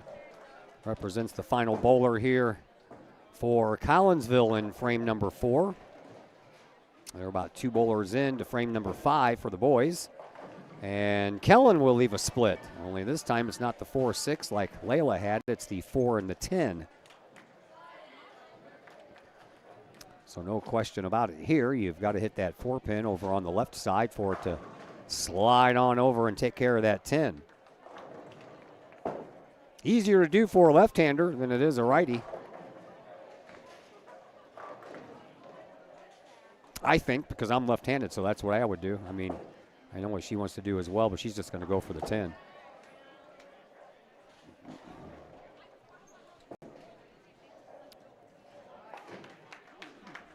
And we head to the 5th frame. Collinsville up 316 to 232.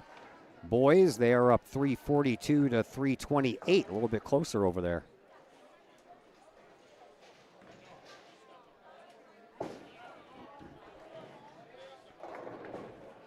Wendleton starts off the 5th frame on 25 with a sleeper. 3 and the 9 remain standing. Here is Elena Lang on 26 for Collinsville. That looks good. It is good.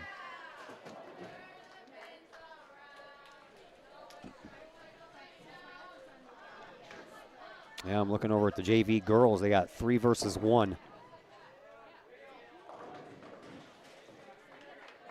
Light numbers this year on the girls' side, that's for sure.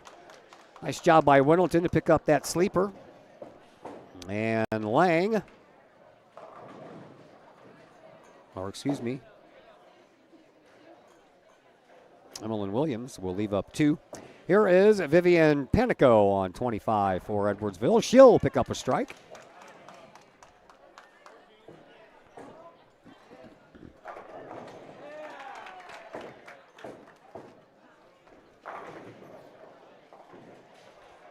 Williams has the 6 and the 10 over here on lane 26. That looks good. Yep, it is. Valerie Stafford on 25 for the Lady Tigers. Just barely got that head pin. Just kind of fell over, but only left herself with 4. Sydney Long for Collinsville on 26.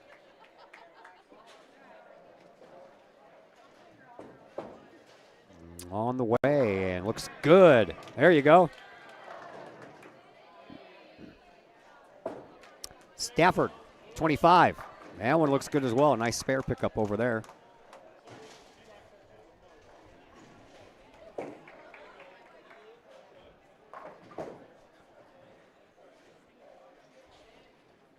Like I said, the next bowling match that we have for you is on January 7th. It'll be a boys match. It'll be their home finale against Belleville East. That means the final girls game that we have scheduled. Nice job by Layla. Will, I believe it's against O'Fallon. I don't have my day planner in front of me. I believe it is. Boys will won't be here for that because they'll be already into regionals or something by then. Nice job over there by Sydney Walker. Got a strike as well, trying to keep up with Layla. That's no easy task. How about a strike for Kellen Stevens as well? So Alexandria Hill, the only bowler we have left now to finish up frame number 5. Now the screens just shrank. Or, yeah, they shrank. And now it's a lot harder to see those accumulated scores. Here is Hill. That one's got to do some movement, and it is not. Kind of started to the left, stayed to the left.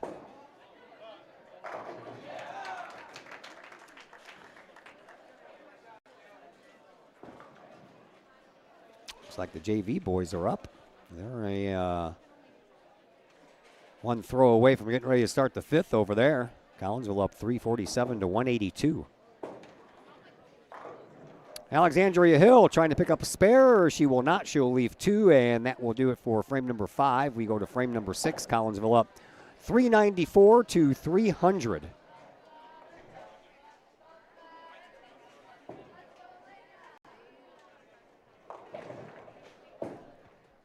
So, frame number 6 will get started with Madison Wendleton for Edwardsville here on 26. That ball hardly has any movement on it whatsoever. Leaves another sleeper, though, the 3 and the 9. Elena Lang on 25. And she'll leave up the 10. That 10 moved just a little bit, still wobbling as the pin setter comes down.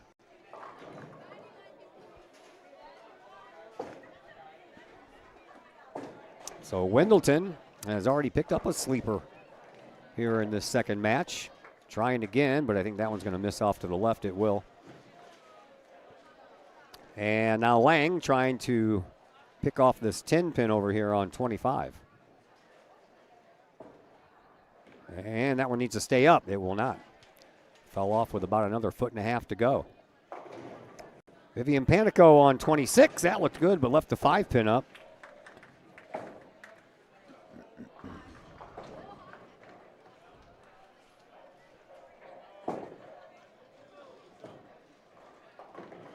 And throw by Williams. That looked pretty good as well. Panico trying to pick up that 5 pin. She will. I believe that Williams is left with the 9. Or is that also the 5? Kind of tell I'm off angle here. I'm almost straight across from 26, so it means I'm a little off angle on 25. And I failed to look up at the screen for it to tell me which one was left, but it's one pin, I know that. That much I can see. Williams will have no problem. Here is Valerie Stafford on 26 for Edwardsville. That looks good. Boy, I tell you what, these throws are looking good, and for some reason or other, everybody keeps on getting left with one. Sydney Long now for Collinsville on 25.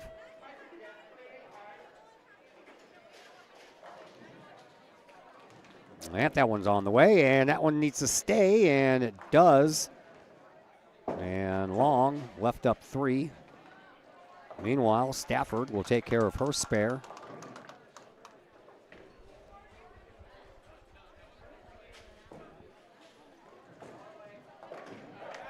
That was a nice pickup over there by that young man for Collinsville on the boys JV side. It was a little bit of a split, nothing major, but he picked it up. Here is Long on 25. That one needs to move, and it moved to the left, but not soon enough. So she'll leave those 3 pins standing right there. Coach A trying to give her a pointer. Meanwhile, Sydney Walker on 26 is going to throw that one into the gutter. She's had her fair share of those here tonight, or this afternoon. It is still afternoon, isn't it? Layla Jelko on 25 for Collinsville. Swing that one in there. Nope, missed the head pin. So besides the 1, 2, and the 4, she also has the 10 pin to deal with. Layla had 4 strikes in a row in the first match. And so far 2 strikes here in the first 6 frames. Here is Walker on 26 trying for a 10 pin spare, but she'll only take down half of them. Jelko on 25 trying to figure out a way to pick up this 4 pin mess. That one's going to go in there and hit the head pin, and man, I tell you what, the 4 pin moved over and it's almost sitting where the 5 pin goes.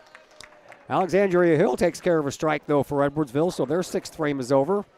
Kellen Stevens on 25 will end it here in a moment for Collinsville as she waits out the young man from Edwardsville on the varsity side on lane 24. That wait is over. Let's see if Stevens can end the 6th frame with 1 throw. It's on the way. Oh, right down the middle, but a little too much head pin. Got the 3-9 sleeper plus the 10 pin. Still sitting there as well.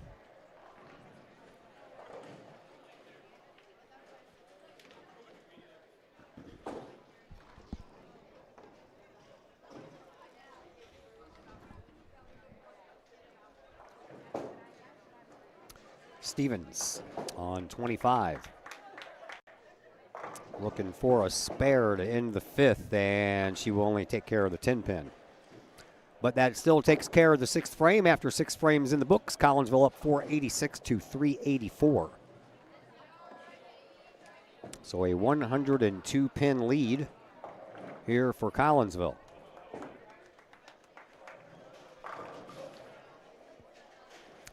Madison Wendleton on 25 for Edwardsville gets the 6th frame going, and she's going to do so with a gutter ball right at the last second. It fell off.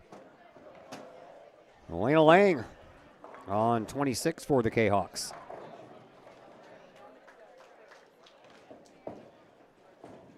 And that one moves in there, but leaves up 1.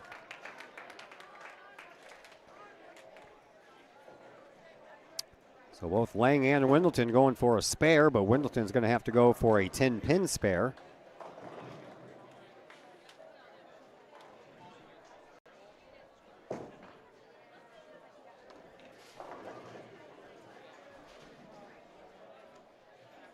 I do not know what Wendleton is waiting on. Meanwhile, Elena Lang is going to go on 26. And she will take care of hers. Are we waiting for Wendleton's ball to come back? Is that what we're waiting on here?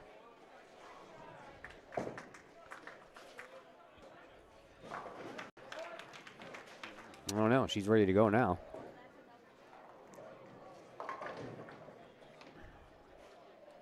And Emmeline Williams is going to wait and let her go first. Here is that 10-pin spare try by Wendleton. She'll take care of 7 of them. Emmeline Williams for the Lady Kahawks on 26, and that looks good. Ooh, left up the 10. Vivian Panico on 25, waiting for the pins to fall down.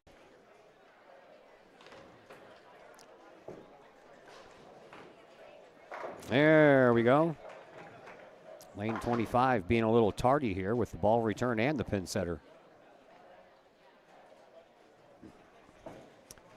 Panico on 25, and that's a strike. Sometimes the looks on their faces is like, I'm really shocked that was a strike. Nice job by Williams to take care of that 10 pin.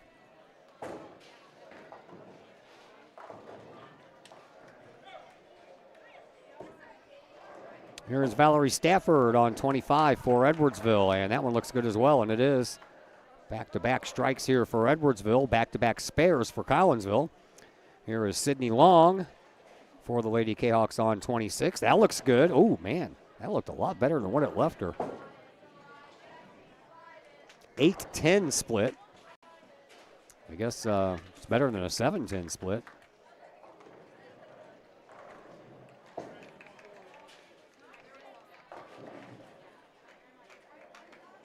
Sydney Walker on 25.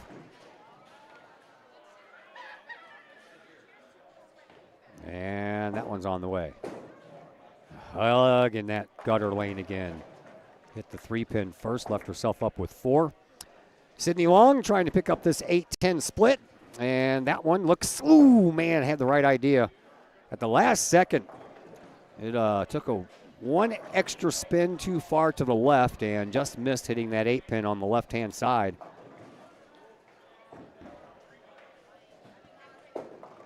Walker down 25. And that one is going to pick up the 7-pin, that's all.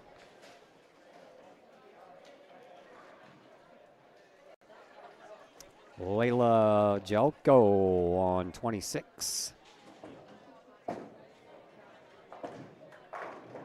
Slide in there, that looks good. There you go. Alexandria Hill on 25.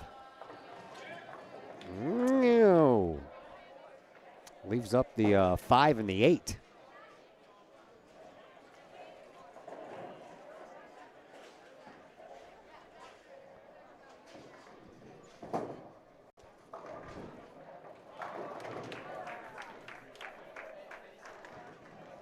Hill will go first. One's got that backward spin like Alyssa Law did last week for Belleville West. So Hill took care of her spare. Now Coach Hay is giving Kellen Stevens some pointers before she throws.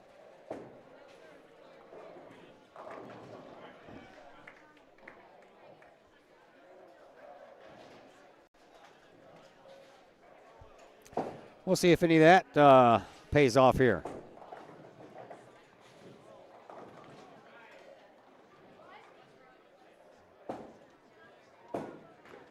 Did finally move over there and hit that head pin, but it hit it on the extreme right-hand side, which is not conducive to get a strike. So just one more turn of that ball to the left, and you would have been in that right spot.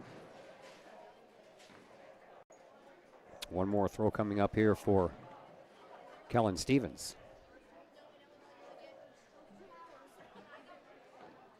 Boys are almost finished with the 8th frame.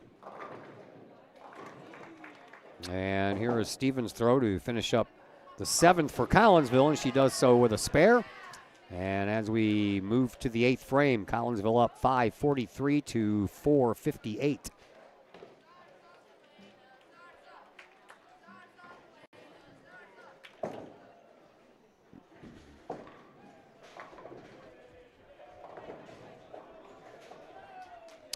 Elena Lang on 25 will get the 8th frame going over here for the girls.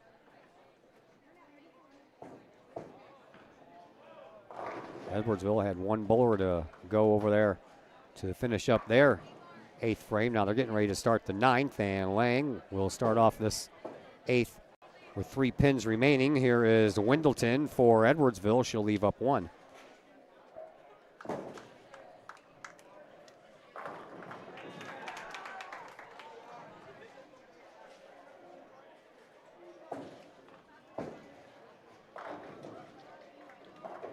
Elena Lang, the junior for Collinsville on 25. Trying to pick up a 3-pin spare here, and she will. Wendleton just has 1 pin remaining to pick up a spare. And that one's going to stay too far left. Emmeline Williams on 25 for Collinsville. Williams, that looks pretty good, but the 7-pin remains. Vivian Panico on 26 for Edwardsville. Needs that to move left. It did not. She comes back with that look on her face like, what happened? I did everything I was supposed to do, didn't I? Williams just has the 7-pin left. And here is that effort. That looks pretty good, and it is. Panico. Knocked down 5, has 5 left. And she will. That was pretty nice, actually.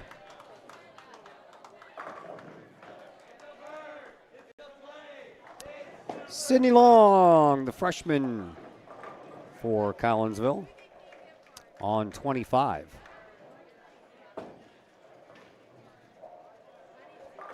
There's a strike. Lady Calcs have another freshman that has had a little bit of varsity action so far in the year. That's Olivia Smick. She's only rolled 2 matches for the varsity team so far this year. She's over there playing with the 3-on-1 versus Edwardsville. Collinsville has 3 JVers. Edwardsville has 1. Stafford, speaking of 1, has 1 pin left, but before she goes, Layla Jayoko on 25. That looks good. That's a good ball. It's a good ball. It's a good strike. Long and Jayoko back-to-back strikes. Stafford missed her spare.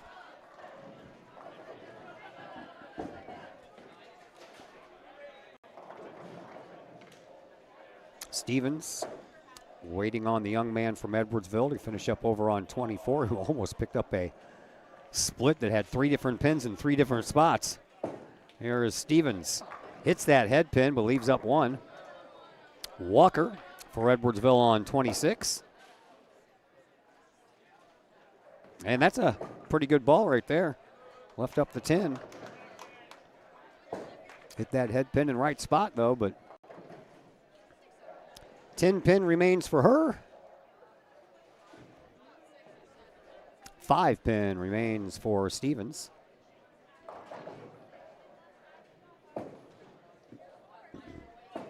Here is her effort. She will take care of that. Walker trying to take care of that 10 pin, and it's heading there. And then it stopped. Oh, man. Barely got it on the side. Looked like for a minute it just stopped moving right. Has that right to left rotation on the ball, so I thought that rotation was going to screw her out of a spare.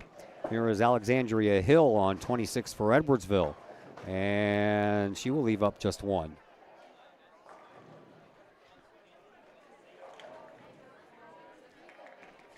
Boys on the varsity side have already started the 10th frame. Girls are 1 throw away from beginning the 9th. And here is that 1 throw by Hill. Rotating, and it needs to move, but it just didn't. So that'll do it for frame number 8 for the girls. We head to the 9th. Collinsville up 6:28 to 5:33.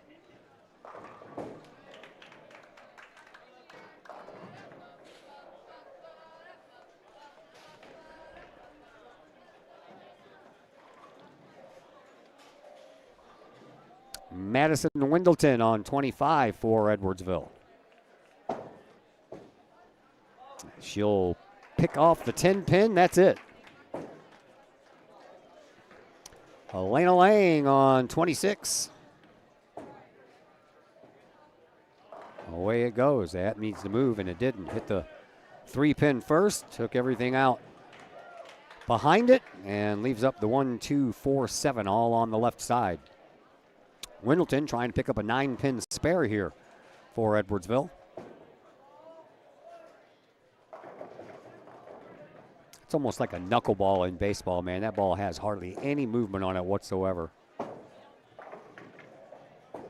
Lang on 26.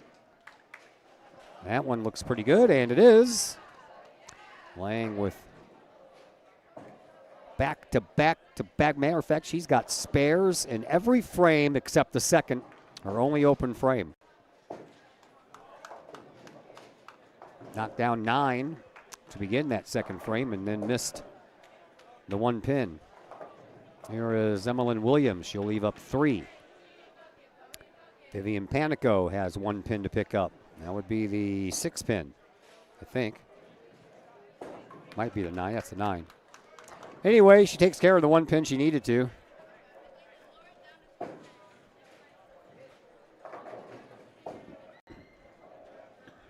Williams.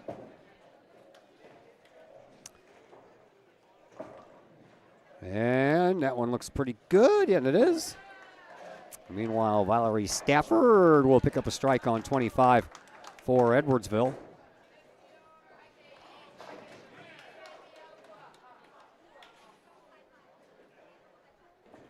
And up steps Sydney Long for Collinsville on 26.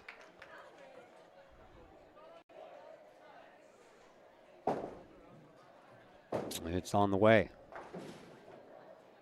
That looked good, yep. Sydney Walker on 25. She will also take a strike. That'll move things right along. Here is Layla Jayoko on 26 for the Lady Kahawks. Looking for a turkey. And she will not get it, man. I thought that 1 pin was going to spin over there, but it went right behind it. Hill for Edwardsville. Leaves up 2. 9 pin stayed up there for Layla. Also plays Lady Kahawk tennis. Well, not anymore because she's a senior, so that part of her academic high school career is over. Here is Alexandria Hill trying to take care of her 2 pin spare, but that's going to miss to the left. Kellen Stevens, the only thing standing in our way from making it to the 10th frame. And here's her throw here in this 9th move over.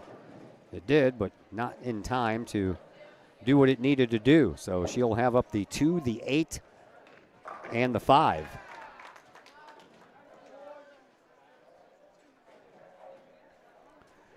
Two 8 sleeper plus 5. Sounds like an algebra problem.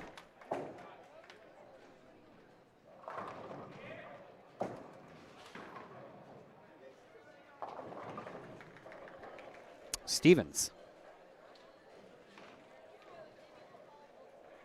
Readies herself down, 26. Here it is. That looks pretty good, and it is. So a spare by Kellen Stevens. And that is 3 in a row for her. Will send us to the 10th frame. Collinsville up 727 to 599. Boys look like they're up by maybe more than 100 pins. I can't tell.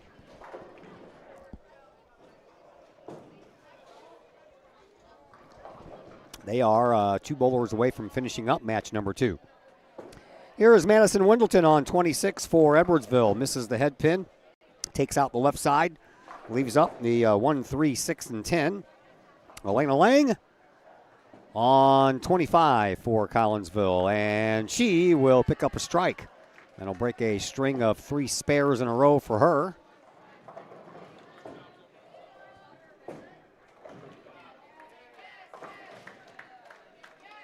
Wendleton trying to pick up a spare to give herself 1 more throw before this one comes to a close. That one's going to stay straight. That, like I said, her ball does not move much. So she will end up with a even 100. That was 39 pins shy of her first match of 139. Meanwhile, how about Elena Lang? Back-to-back strikes. Here is Vivian Panico on 26, and she will leave up 1 single solitary pin and is beside herself. One final throw for the Kahok junior, Elena Lang. One of two juniors, her and Kellen Stevens, both juniors. And that try is going to miss the head pin this time, so she will have to settle for the 2 strikes, but she will end up with a 2:07 to end match number 2, and she will definitely win the head-to-head with Wendleton.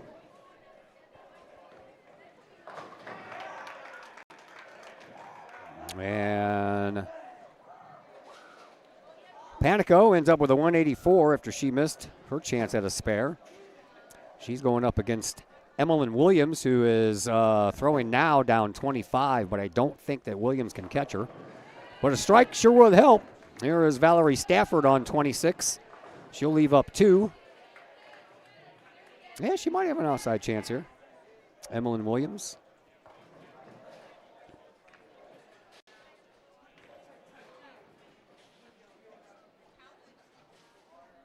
Yeah, I believe if Emmeline strikes out this 10th frame, she will win the head-to-head matchup. It's going to be close. Williams, second one, down 25, and she will leave up 1. Here is Stafford on 26. She will get a spare, and she will have one more throw. Williams, because she couldn't strike out, and that's a 177 that she has, so the best she can do, obviously, is a 178, so she will lose the head-to-head matchup with Panico. Edwardsville got one head-to-head matchup in the last match as well. And Williams will miss the 1 pin she had and end up with that 177. Stafford leaves up 2 on her final throw and ends up with a 159. She's going head-to-head with Sydney Long, who is just now throwing her first. Boys are all finished with their second match. Now about a strike for Long. She has just tied Stafford with that 159 on that one throw. So all she has to do is hit something on this one and she'll win the head-to-head matchup. Here is Sydney Walker. Walker will take out 8 of the 10 pins. Already has bettered her last score. Here is Long down 25 for Collinsville. And how about, oh man, 7 pin. Robbed her of another strike. But it does do the trick and gives her more than Stafford has, so they will win that head-to-head matchup. Here is Walker trying to pick up this 1-3. And, oh, just took a turn at the left at the last moment. So Walker will end up with a 119, much better than her her 81 that she got in that first match. Nice job there by Sydney Long. And Long will end up with a 178. Meanwhile, wasting no time, Alexandria Hill gets up there. The anchor bowler for Edwardsville, she'll leave 1 up before the number 4 bowler for Collinsville even throws. That will be Layla Jaoko. Layla down 25. Ooh, leaves a split. That's a bummer on the 10th frame for sure. That ball needs to back up over there for Hill, and it does not. So Hill will end up with a 114. And Edwardsville is finished here in this second match. Ended up with a 676, which is better than their 614 that they had in the first. Now here is Giolco trying to get this spare, but she will not. And Layla will end up with a 158. She'll win the head-to-head matchup. Well off of the 204 she threw in the first match. And here is Kellen Stevens. Stevens trying to forget about that 146 that she threw in that first match and finish up strong here in the second, and she'll have a sleeper to deal with. But she has already bettered that 146 score that she had in the first match, so that's an improvement.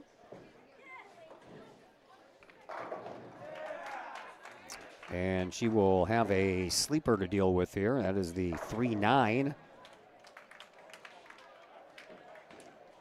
trying to give herself one extra throw if she can take care of this, and she will.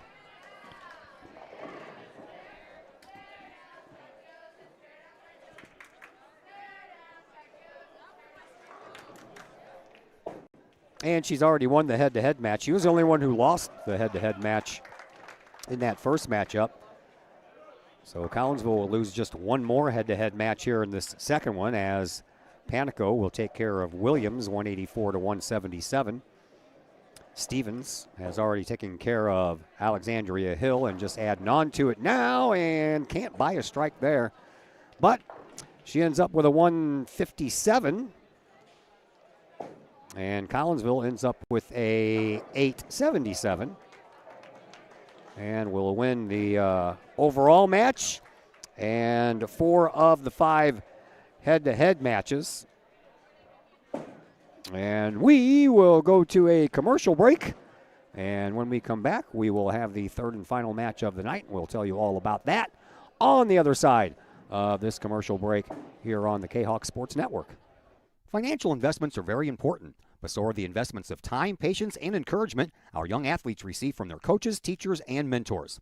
Jason Regg, your Benjamin F. Edwards financial advisor, understands this. That's why Jason Regg is a proud supporter of your Collinsville Kahawks and the Kahok Sports Network, as well as the Kahok Educator of the Month Award. For all of your investment needs, see financial advisor and investment vice president Jason Regg at the Benjamin F. Edwards office in Collinsville, located at 1008 Vandalia Street, or call Jason Regg at 618-223-5215 or visit BenjaminFEdwards.com. Benjamin F. Edwards, member SIPC. We love to have you come work for the city of Collinsville. We have many positions available, from seasonal jobs to full-time opportunities in many of our departments. From police and fire to Gateway Center, Parks and Recreation, and City Hall.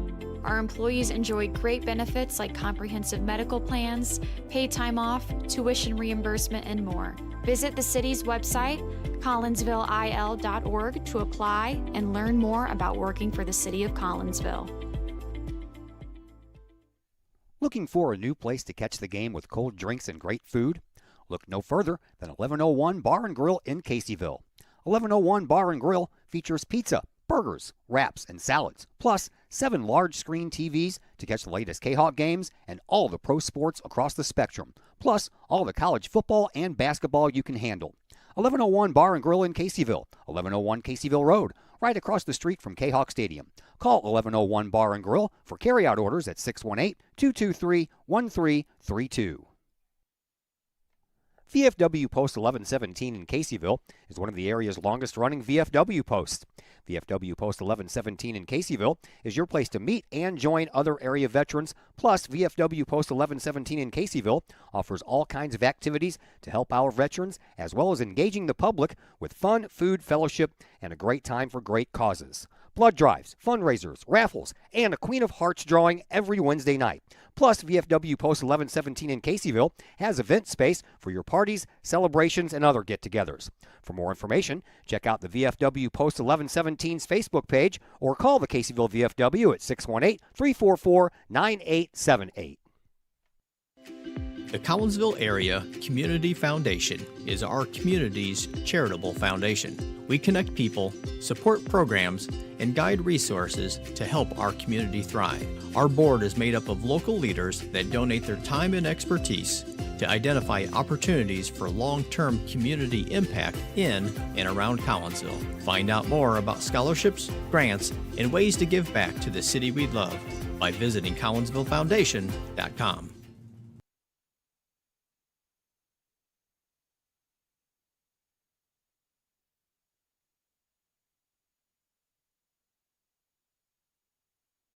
Hi there. No, I didn't forget about you. But I am here for a minute anyway. All right, we are underway here in the third and final match for the girls. The boys are already almost finished with their second frame of the final match. And once again, I must leave you for a moment, and I'll be right back. Enjoy the sights and sounds of Camelot Bowl here in Collinsville.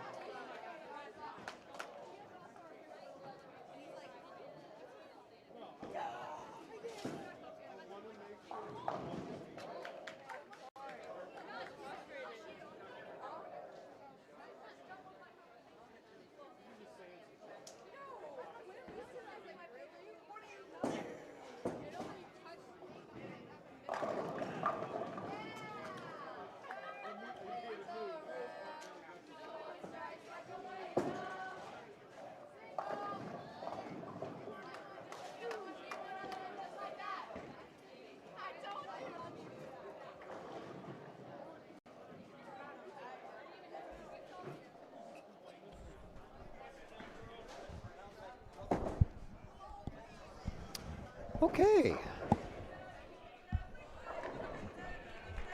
Had to go, use the facilities and glance in the mirror, man. Tell you what, you have bed head and hat hair and stuff like that. I got headphone head. Take these headphones off and your hair's just all over the place.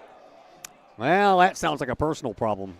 All right, we are into the second frame here in this third and final match for the Lady Kahawks, and Collinsville up by just a pin right now, but we're early on.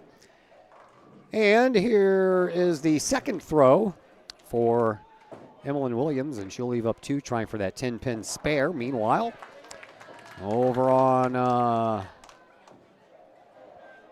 25, that was Vivian Panico, who picks up a strike. And now Sydney Long, the lone freshman here for Collinsville, readies herself on 26. And that looks pretty good, and it is. Valerie Stafford is her head-to-head competition. She lets one fly on 25, and she'll leave up the 5 and the 8. Collinsville has 1 freshman, 1 sophomore, 2 juniors, and a senior on their varsity squad here tonight. Here is the only senior for Collinsville. That would be Layla Jayoko, who picks up a strike. Edwardsville, they have 3 juniors and 2 seniors on this squad. And only 1 young lady is here for the JV team, so their numbers are even lighter than Collinsville's, unless they're just missing some people tonight.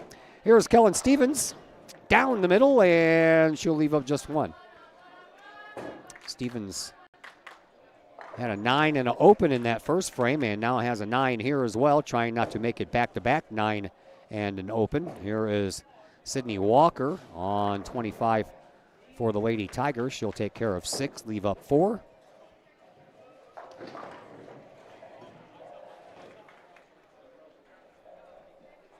And here is Stevens, and she'll take care of the lone pin here. This time, Walker for Edwardsville on 25. And that one will take out the front 2, leave the back 2. Hockey for you tomorrow. Collinsville taking on Vianney. Another 9 p.m. start for us at the old East Alton Ice Arena. Been a lot of 9 o'clock games, and been a lot of 9 o'clock games at the East Alton Ice Arena too. Here is Alexandria Hill on 25 for Edwardsville, and she'll leave up the 1 and the 3. We do have an 8:15 game on Thursday at the RP Lumber Center in Edwardsville, so it's a little bit of a better start. Last week of school for myself and the kids. After we all leave Friday, we are off for 16 days for Christmas break. And Hill just couldn't find that head pin on that particular frame. So 2 in the books. Collinsville up 115-98 as we head to frame number 3.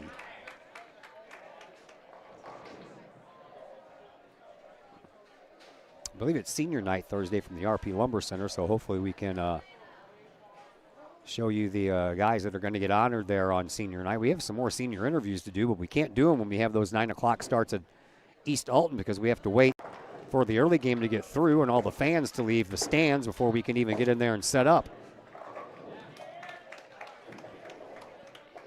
Wendleton leaves up 4. Here is Elena Lang for Collinsville on 25, and she'll leave up a split. Looks like the 5 and the 10. So a doable split, much better than a 7-10. Wendleton.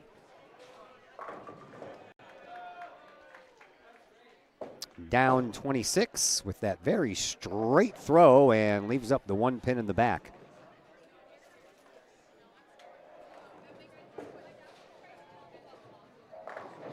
See how Elena Lang wants to attack this 5-10 over here on 25. And that looks good, and she got it. How about that? That was exactly what you needed to do, and she did exactly that. Panico, how about a strike for her on 26 for Edwardsville?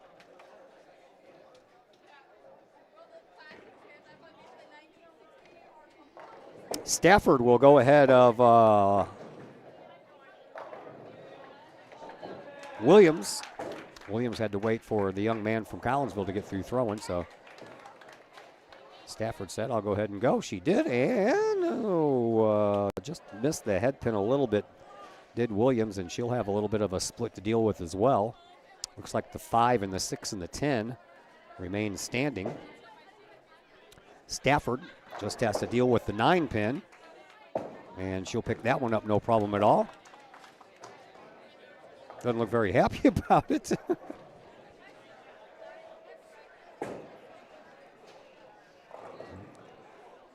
Apparently these girls aren't paying attention to the fact that there's a camera looking at them. Here's Williams, and she will just take care of the 5 pin, leave the 6 and the 10. Walker down 26 for Edwardsville. Right down the middle. It takes a little bit of a jaunt to the left at the last second, and will also leave up the 9. Sydney Long for Collinsville on 25. Spin it in there. There you go. Nice job by the Kahok freshman. Back-to-back strikes for her after a spare in the first. Walker for Edwardsville on 26, trying to take care of this 9 pin. And the way her ball moves, that should be right on it. Yep, sure is. Layla Giocco on 25 for Collinsville now. Man, that looks good. Ooh, man, every time I say that, it looks good. Either the 10 or the 7 remain standing. This time it's the 10. Alexandria Hill for Edwardsville on 26, and everything moved except for that 10 pin. She's got the same split that Elena Lang did just a minute ago. 5, 6, 10. No, she had the 5 and the 10, that's right. Somebody had the 5, 6, 10 just a little while ago. Hill going for it. That one's got to move. It's only going to take care of the 5.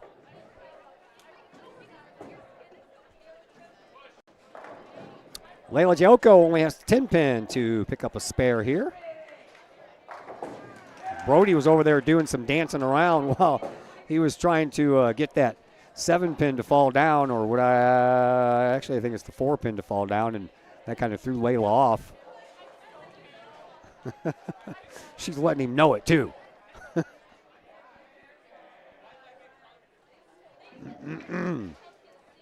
She's like, I'm going to make you wait for me now. Layla, no problem at all, though, after all that.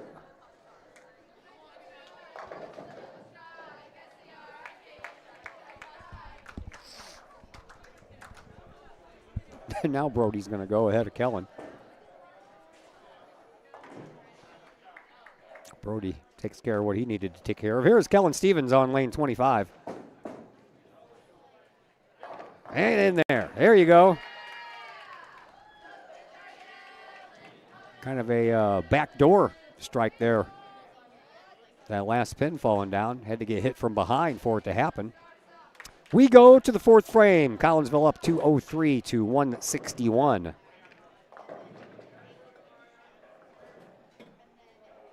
Madison Wendleton on 25 for Edwardsville will hit the head pin but leave the 5. Elena Lang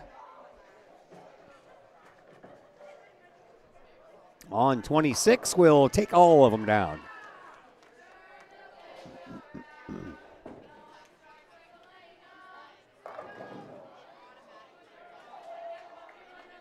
And I'll bring up Emmeline Williams on 26, and here is that try. And that one looks good as well. Back-to-back strikes for the Lady Kahawks to start off frame number 4. Wendleton trying to pick up a spare. That is not going to be it.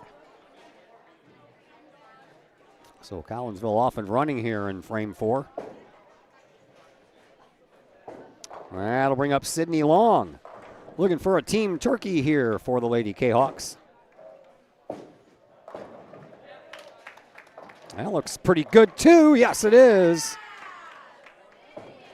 Vivian Panico on 25 for Edwardsville. She'll pick up a strike. Everybody's hitting strikes now. That was a turkey for Long and a team turkey for Collinsville. Layla Jalko trying to make it 4 in a row here for the Lady Kahawks. That looks pretty good, and it is. 4 in a row. Pressure's on Kellen Stevens now. There is Valerie Stafford. She'll leave up the 10 pin. Couldn't get in all the strike fun. We'll see if Kellen Stevens can give Collinsville a 5-strike 4th frame here. Stevens. Bam! Nope. Leaves up 2.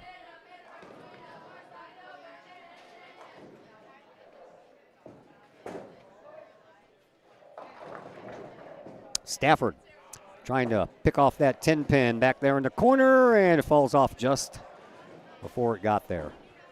Stevens has to deal with the 3 and the 10. And that looks, ooh, that was too much right onto the 3. Needed a little bit farther left than that.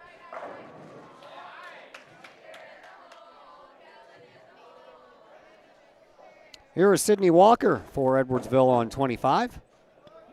Number 4 bowler for the Lady Tigers, and she will leave a split as well.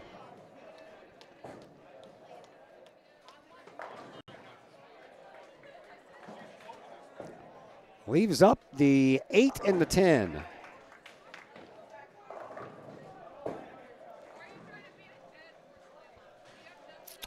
Looks like the JV ladies are finished, but they only had 4 bowlers.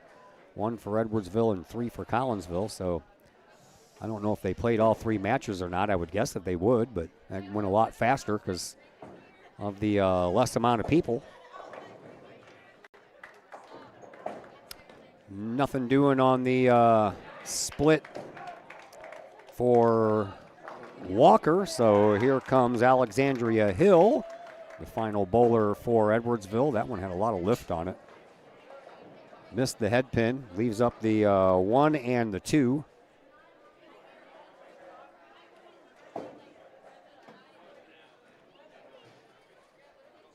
One more throw from Hill will end the 4th frame over here for the girls. The boys are just now finishing up the 6th frame, so they're a little bit ahead. Which means they'll finish before the girls, which will mean the last few frames over here for the girls will go by a little quicker, I think. Maybe the last 2. We move to the 5th frame. Collinsville up 301 to 244. Elena Lang.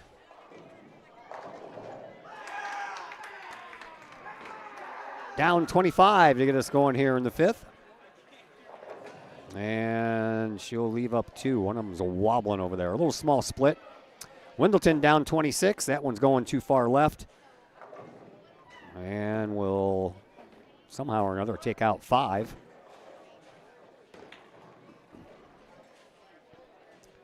Lang has the 4 and the 5 left. Plant that sucker right in between them.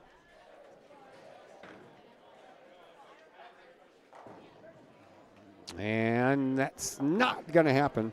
Oh, just another turn, rotation of that ball to the left, and it would have happened. Wendleton. Looking for a 5-pin spare, and she will get it. Emmeline Williams on 25 for the Kahawks. Get that in there. Nope, missed the head pin. Leaves up the 1, 2, and the 5. Panico on 26 for Edwardsville. How about a strike for the Lady Tiger senior?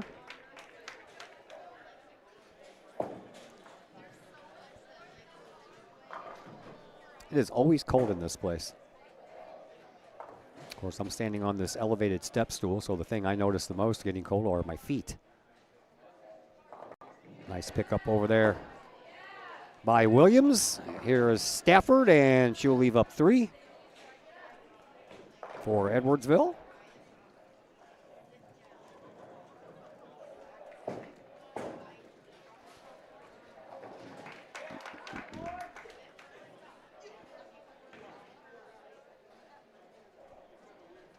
Sydney Long for the Lady Kahawks on 25.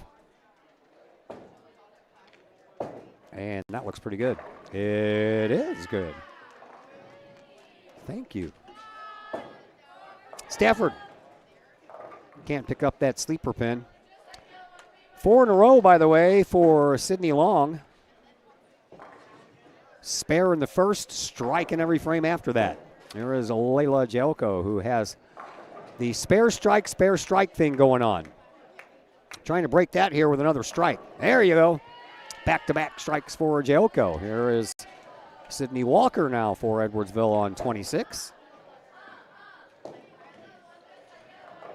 She has that slowly moving right to left ball, and it starts off down the middle. You know it's not going to hit that head pin. It'll move too far to the left. Kellen Stevens for Collinsville on 25. That one looks pretty good too, and it is. Second strike here in this match for Kellen. Collinsville's all finished here in the 5th. Walker. Down 26, and she got it. So that'll leave everything up to Alexandria Hill for us to finish the 5th frame and move into the 6th frame. The boys are just now, well, they're a couple bowlers away from finishing up the 7th. Hill, right down the middle, and got all of them. How about that? That was a lot of head pin, and normally when you hit a lot of head pin, it does not result in a strike, but that time it did. We head to the 6th. Collinsville up 399 to 323. Looks like the boys are up 645 to 534, if my eyes do not deceive me.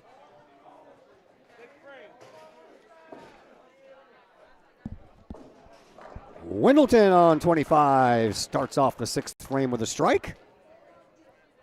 Elena Lang trying to keep pace here. And she will.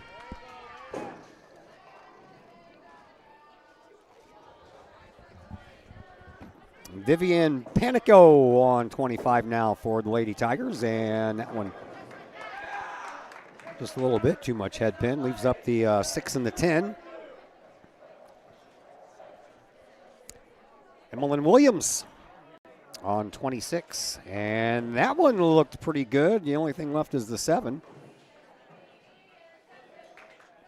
The result was not what I was expecting with the way that ball went in there. Panico overcorrected and went right to the gutter.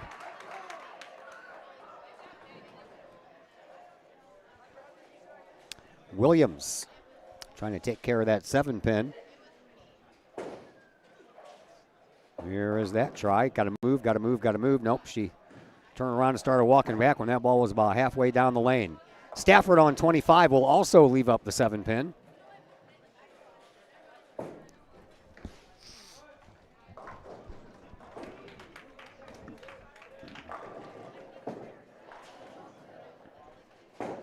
Here is Sydney Long looking for 5 strikes in a row. And that one is a little bit too far to the left. She'll leave up 2. Stafford trying to pick up the 7. She will over on lane 25.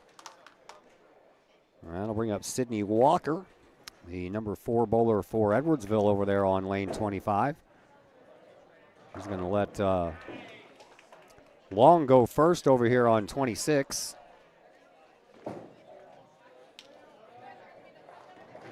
And Long. Yeah, the last one she threw didn't start there, but she only got that middle pin. Walker down 25, and she'll leave up just 1. Layla Jelko looking for a turkey. And here's that try on 26. Looks pretty good. Yep, turkey for Layla.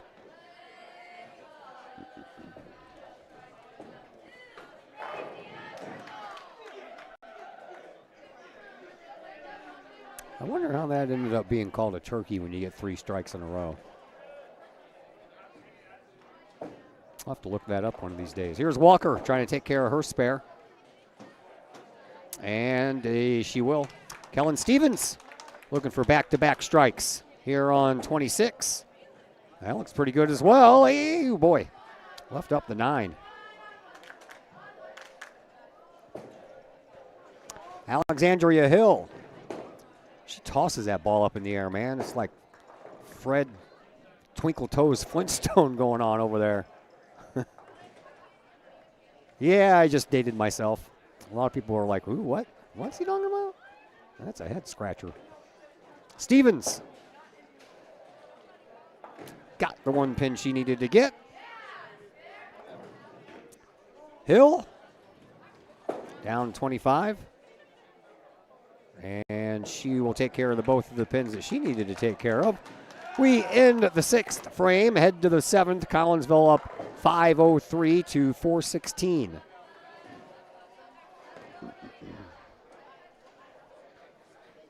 Boys are 1 bowler away from starting their 9th. Collinsville, the Lady Kahawks and the Lady Tigers getting ready over here to start the 7th. And here is Madison Winnelton to get that ball a-rolling, and she'll only pick up 3 pins on that first throw. Elena Lang looking for back-to-back strikes. Ooh, boy. Yep, that's what I thought. That 1 pin moved to the wrong spot, and pin setter can't catch him.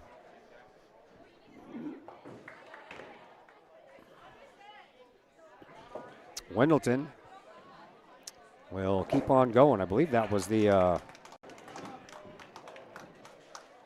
what was that, the 4 pin that got moved out of the way there? So a delay on 25. Panico on 26 for Edwardsville will leave up the 6 and the 10.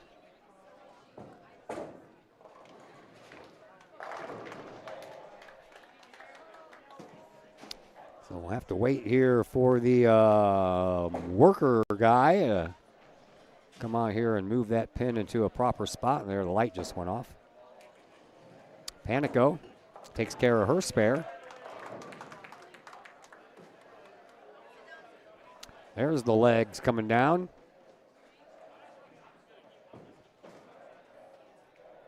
Just off where that pin setter couldn't come down and catch him. Stafford leaves up 1. Nope, still stuck. Now it knocked down the 10 pin. Oh, okay. Now we're going to have to wait for the guy to come and put the 10 pin back. Stafford, meanwhile, says, you know what, I'm going to go, and probably wishes she wouldn't. She missed that lone pin down there for a spare. So Lady Kahawks are going to be a little bit behind over here. I heard the little ding go off, so I got to tell the guy, hey, get back over on 25 and put the 10 pin back. Meanwhile, Sydney Walker will go ahead and go down 26. And she'll hit the head pin, but leave up 2. Small split. 3 in the 10 still remain. Lights are off on 25 again, so those legs should appear at any second now. I would imagine it's pretty noisy back there. It's one thing that I have never seen in my life is going back behind the scenes at a bowling alley. All right, 10 pins back. Legs have disappeared. Maybe we can get this thing going on now as Walker takes care of the 3 pin, leaves the 10. And Alexandria Hill, the anchor bowler, due up, but Collinsville, meanwhile, back to work here.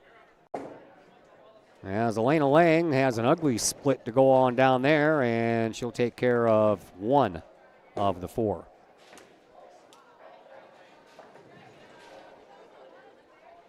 Hill throws that ball about 4 feet in the air before it lands on those lanes.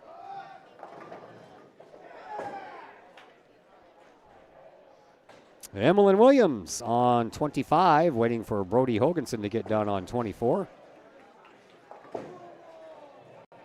He is. And now Williams down 25.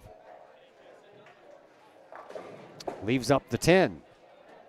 Hill on 26 will leave up the 10, but she was on her second throw, so Edwardsville is finished here in the 7th frame.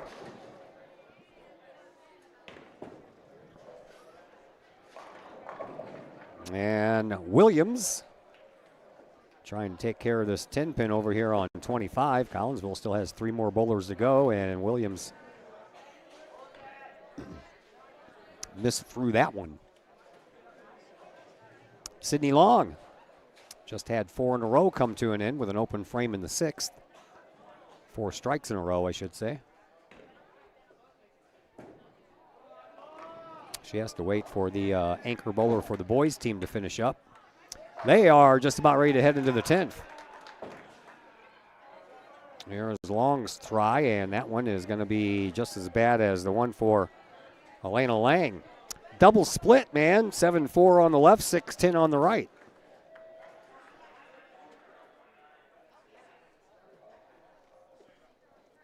I heard the ding go off again, but I don't think it's for anything over here. Unless lane 22 is stuck. Kind of looks like it's off. Oh, it is off. Never mind. They're on 23-24. Here is Long. She'll take care of that 4-7 on the left side. 6-10 remains standing. And now Layla Jaoko will go on 25, the number 4 bowler for Collinsville. A little bit behind after technical issues on lane 25. Layla lets it fly. That one looks good. Oh, left the 10 pin up.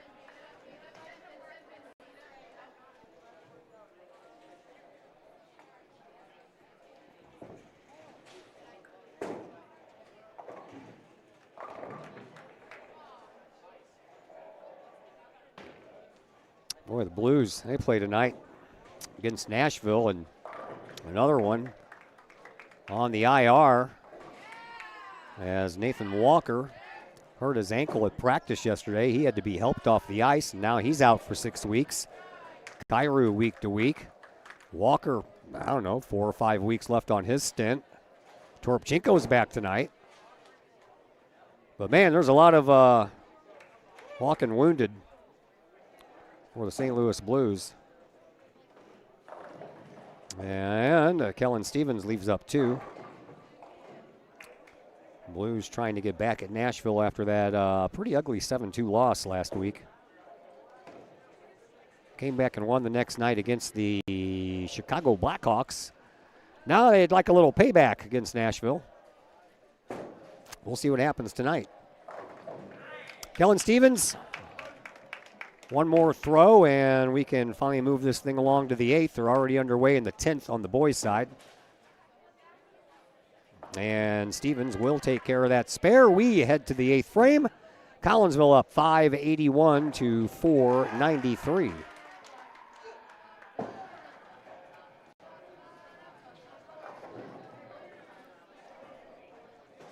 Madison Wendleton on 25, waiting for one of the boys from her team's or her school's varsity team to get through throwing first. Now she's ready to go. And a sleeper is what she leaves herself. Got the old 2 in the 8. Elena Lang on 26 for Collinsville. Right down the middle, but a little bit better showing than the last time, and she leaves up just the 4 pin.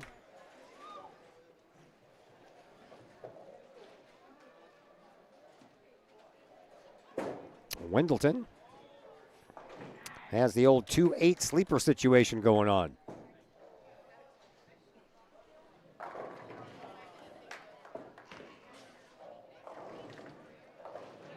And she got it. Lang just has to pick up this 4 pin. And she will. Vivian Panico on 25 for Edwardsville. Right on that head pin, but leaves up the 6 and the 10.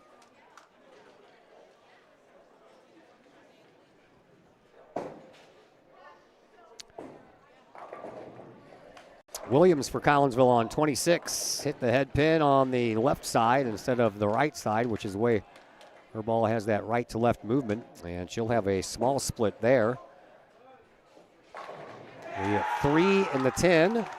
Panico picks up her spare.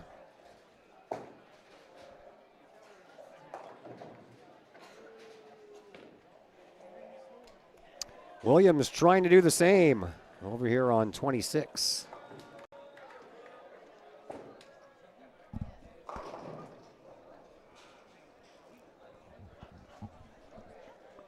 And that try on the way. Gonna hit that 3, but leave the 10. Didn't hit that 3 enough on the left side. Meanwhile, Valerie Stafford takes care of all the pins at the same time. They call that a strike. Here is Sydney Long, who had 4 of those in a row earlier in this match.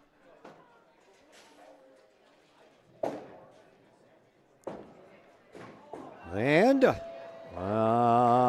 leaves up 1. The 6 pin remains standing. Sydney Walker for Edwardsville on 25. That one looks pretty good the way her ball takes that slow move from right to left, but she leaves up 1 pin. Long trying to take care of her 1 pin on 26. Move it, move it, move it, move it. It does, and she will.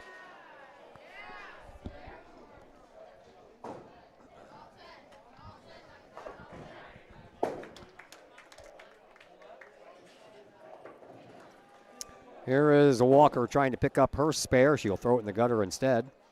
Layla Giocco on 26 for the Lady Kahawks.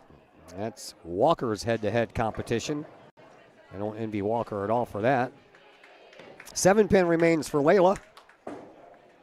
Alexandria Hill for Edwardsville. Boys look like they are 1 bowler away from finishing up over there.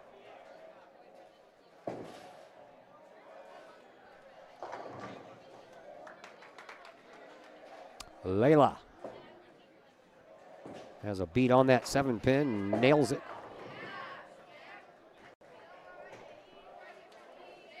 A little psych high five there from Kellen Williams.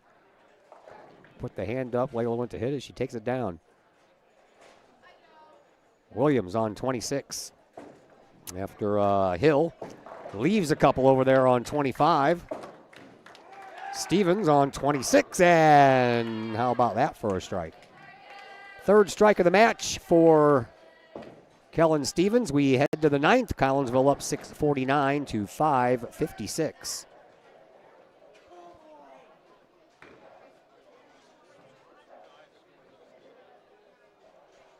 Kahok boys are done. Looks like they have 993, I can't tell. Edwardsville still has 1 more bowler to go, and then that boys match is over. Wendleton leaves a couple up for the Lady Tigers as Elena Lang goes over here on 25 for Collinsville, and that one is a strike. Looks like the boys have won all 3 of their matches tonight. Like I said, I'll look at the spreadsheets when I get home and make my final post on the old Kahok Sports Network Facebook page, and then you will all know then exactly what happened. Emmeline Williams on lane 25. She'll leave up the 10 pin, and she got a pin spinning right there by it, but it won't hit it.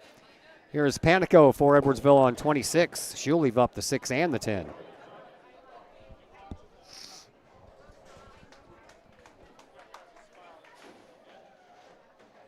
Nine something to 7 something. That's about all I can tell for the boys. So Collinsville did win that match.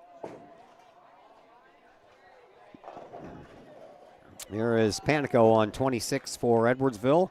And that one looks pretty good. It is. Her head-to-head competition is Emmeline Williams. She only has the 10 pin left over here on 25. And she does.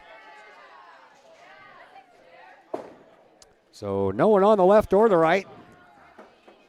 Remainder of this match should go pretty quickly here for the Lady Kahawks and the Lady Tigers. Here is Sydney Long for Collinsville on 25. They just have to wait for each other now. Right down the middle, but a split is left for Long. Here is Stafford, and she can't pick him up, so she'll leave one there.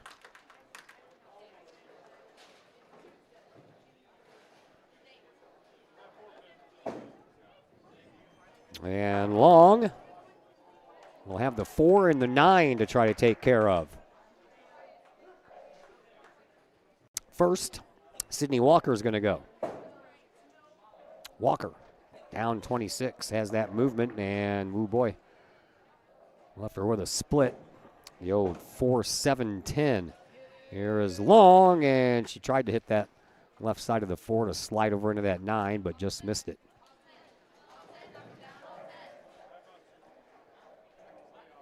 Walker, kind of tough to pick that one up. Again, got to hit that 4-pin on the extreme left-hand side. She's heading that way, but right on that 4-pin. Took the 7 out with it, but that 10 had no chance of being hit. Here's Layla Gielko on 25. And that one hits the pow, lift up the 10. Alexandria Hill for Edwardsville on 26, right down the middle, and left herself a split. Layla, once again, has a 10-pin to deal with.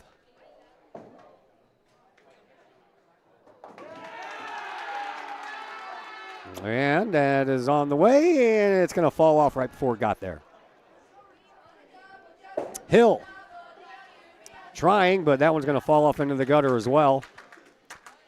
And now Kellen Stevens, the lone bowler left here in this 9th frame for the Lady Kahawks on 25. And that one looks pretty good. Man, 10-pin left again.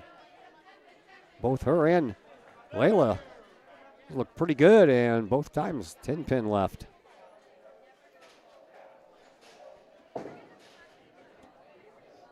So one more throw here for Kellen.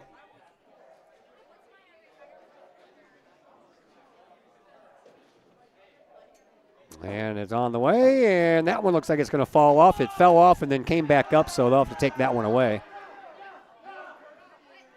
But anyway, the 9th frame is over, and I believe that's going to be 7:32 for Collinsville to 6:29 for Edwardsville. And now we are ready to head to the 10th frame, but first we have to fix the mistake over there. And, 7:31 to 6:26 for Collinsville. And the final frame of the night. Getting ready to get started here at Camelot Bowl. JV boys are still playing. They're into the 10th frame, couple of bowlers in. That's all the noise you hear over there. Here is a Madison Wendleton on 25 to begin the 10th frame. Right down the middle, and the 4 and the 7 remain. Elena Lang on 26 for Collinsville. That one looks pretty good, and how about a strike?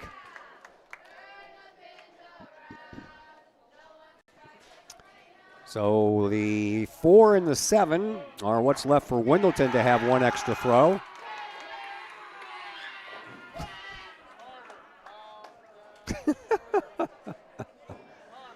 Coach Shea telling them to calm down. They're teenage boys. They don't know how to calm down. So Wendleton missed out, and she will end up with a 136 in her final match of the night. Here is Elena Lang on 26. She'll have back-to-back strikes. That's actually a turkey. She had a strike in the 9th as well. And here is Vivian Panico with a strike for Edwardsville. Looks like she is going to have no problem taking care of the head-to-head against Williams. Beat her in the last match, too. Match number 2, Panico did. Here is Elena Lang, her final throw of the night, down 26. And that one will not move and hit the head pin, so she will end up with a 178, but more than enough to take care of Wendleton. So Collinsville picks up another head-to-head match. Meanwhile, Emmeline Williams on 26. Waits it out.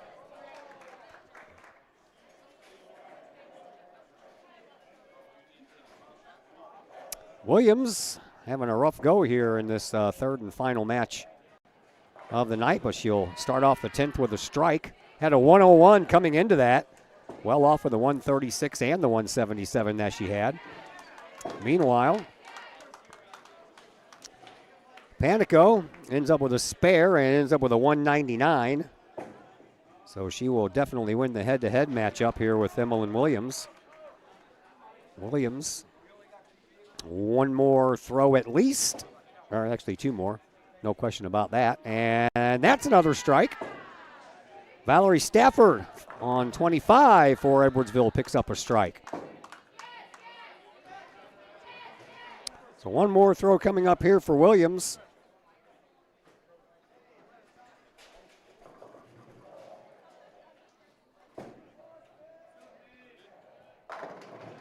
And Williams lets go her final throw of the night. Get in there. Hey, how about a turkey in the 10th? She gave her best effort there, that's for sure. Stafford also picks up a strike. She's the number 3 bowler. Williams ends up with a 141. Lost the head-to-head matchup to Panico. And now Sydney Long will step up on lane 26. She's going head-to-head with Valerie Stafford. Stafford already with back-to-back strikes here in the 9th. But she was already pretty far behind Sydney Long. Long will miss the head pin. And Stafford's final throw will result in 8 pins down. Stafford will end up with a 147. Long came into this 10th frame with a 170, so she was not going to catch up with Long. Long trying to take care of this 1-2-4 that she left to give herself one extra throw. That's got to move, and it did not. So Long will end up with that 177. But she won all 3 of her head-to-head matches. Here's Walker on 25, the number 4 bowler, going up against Layla Jaoko, and Layla is about ready to go down 26 after Walker knocked down 6. She's got a sleeper to deal with as well as a split. Here is Layla on 26 for Collinsville. Swing on in there. There you go. Strike. Walker down 25. And that's going to fall off into the gutter, and that's going to do it for Walker's night. And she is going to end up with a 113. Jaoko already has that beat with a 196 and still counting. Layla leaves up 1. Here's Alexandria Hill on 25. The anchor bowler for Edwardsville will leave herself a small split.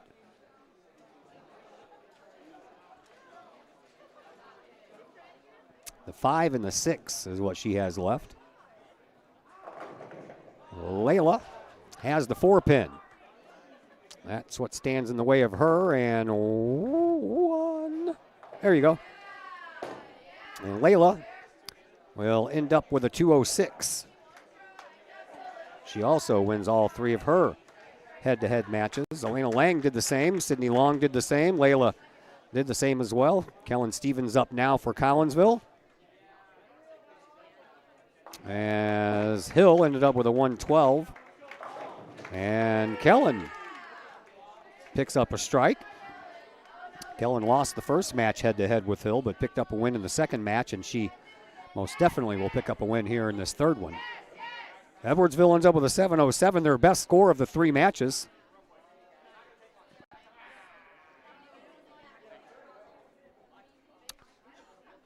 Kellen Stevens, 2 more throws coming her way before the night's all said and done. And Stevens will rocket that one in there as well. Back-to-back strikes here in the 10th.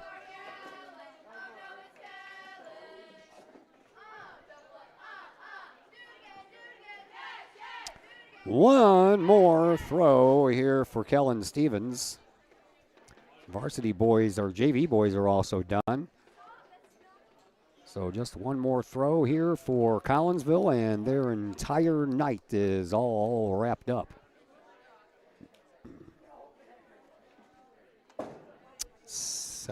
Stevens down 26 will leave up 1, and she will end her final game of the night with a 172 to win 2 out of the 3 head-to-head matches. And that, folks, is how you do that one. Time for us now to move on into our post-game show, brought to you tonight by Chiropractic Works in Collinsville, owned and operated by Dr. Chris McCluskey.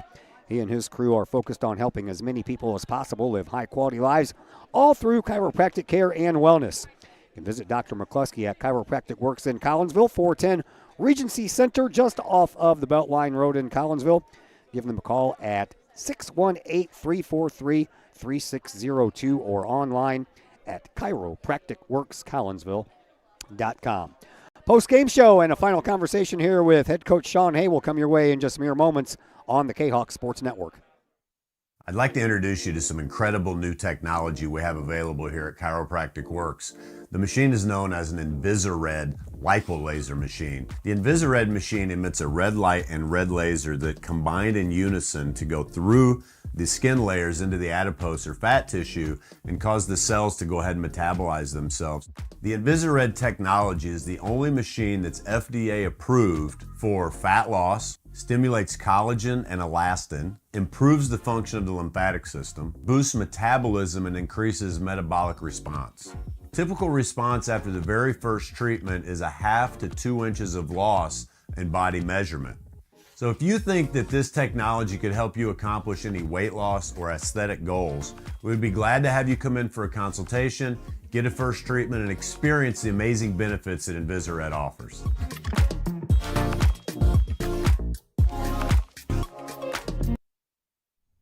Just because we're adults doesn't mean we don't have toys, am I right? If your adult toys consist of boats, campers, or RVs, then you need to call the GASA storage team of professionals.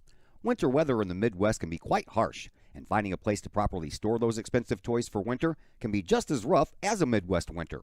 That's where the GASA storage team comes in, with outdoor self-storage and covered storage for your toys. They even have tractor-trailer parking.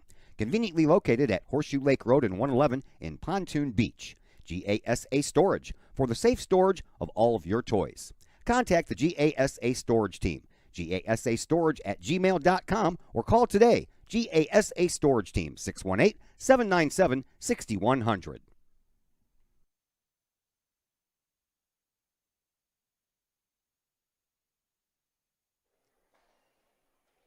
First National Bank of Waterloo, with over 100 years serving the Metro East. Visit First National Bank of Waterloo at their Maryville and Collinsville locations, and now in Marissa, St. Laborie, and New Athens for all of your banking, mortgage, and lending needs with super low closing costs and low construction loan rates. When you need a loan, call the Collinsville team at First National Bank of Waterloo at 618-345-1121, or visit their Maryville or Collinsville locations or online at fnbwaterloo.bank. Visit First National Bank of Waterloo, member FDIC, equal housing lender. I'd like to introduce you to some incredible new technology we have available here at Chiropractic Works. The machine is known as an Invisired lipolaser machine. The Invisired machine emits a red light and red laser that combine in unison to go through the skin layers into the adipose or fat tissue and cause the cells to go ahead and metabolize themselves. The Invisired technology is the only machine that's FDA approved for fat loss, stimulates collagen and elastin, improves the function of the lymphatic system, boosts metabolism, and increases metabolic response. Typical response after the very first treatment is 1/2 to 2 inches of loss in body measurement. So if you think that this technology could help you accomplish any weight loss or aesthetic goals, we'd be glad to have you come in for a consultation, get a first treatment, and experience the amazing benefits that Invisired offers.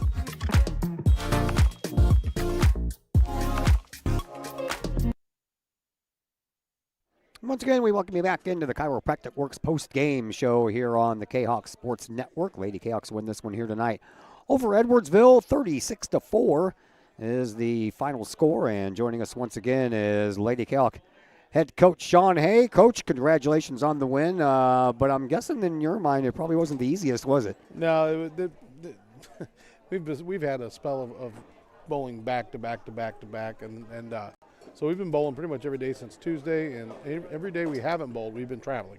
Yeah. So the extra day stay over just added to more of that draining business.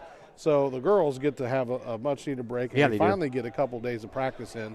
The boys have a conference tournament tomorrow afternoon, so they haven't been traveling as much as the girls, but still. Yeah, they only had to go to Belleville. But it's still a drain. I mean, so it's one of those things. They got finals coming up, so yeah, their focus wasn't where I would have liked it to have been.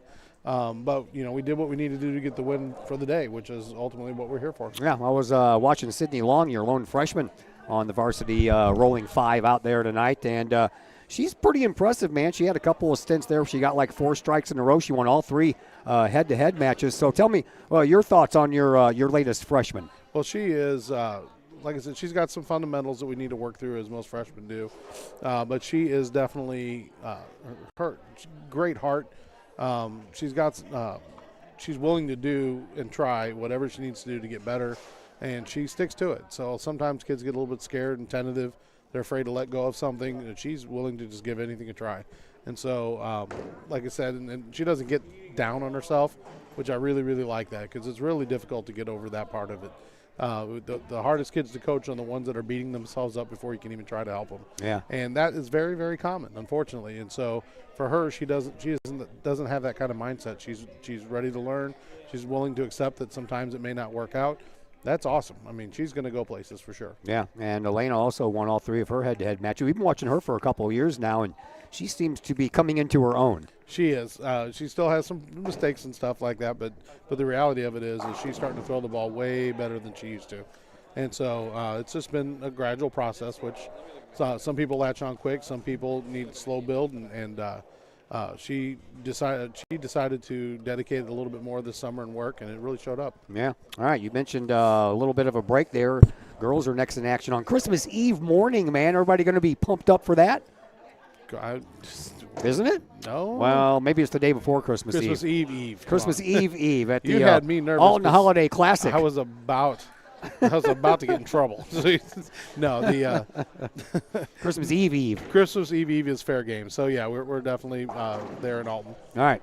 Well, I won't see you until January 7th when the boys finish up here against Belleville East. So you, your team, your family, everybody have a very Merry Christmas and Happy New Year, Coach. Thank you. You too. All right. Thank you. That is Coach Sean Hay of your Collinsville Kahawks. We are going to end that there. We are back with you tomorrow night. Got a little hockey action coming up for you. It's a late start from the Alton Ice Arena, 9 p.m. scheduled time, but you know those things never start on time. It'll be Collinsville versus Vianney. And until then, a big thank you to Sean Hay joining me pre- and post-game. My name is Todd Duke. Everyone, have a fantastic rest of your Monday.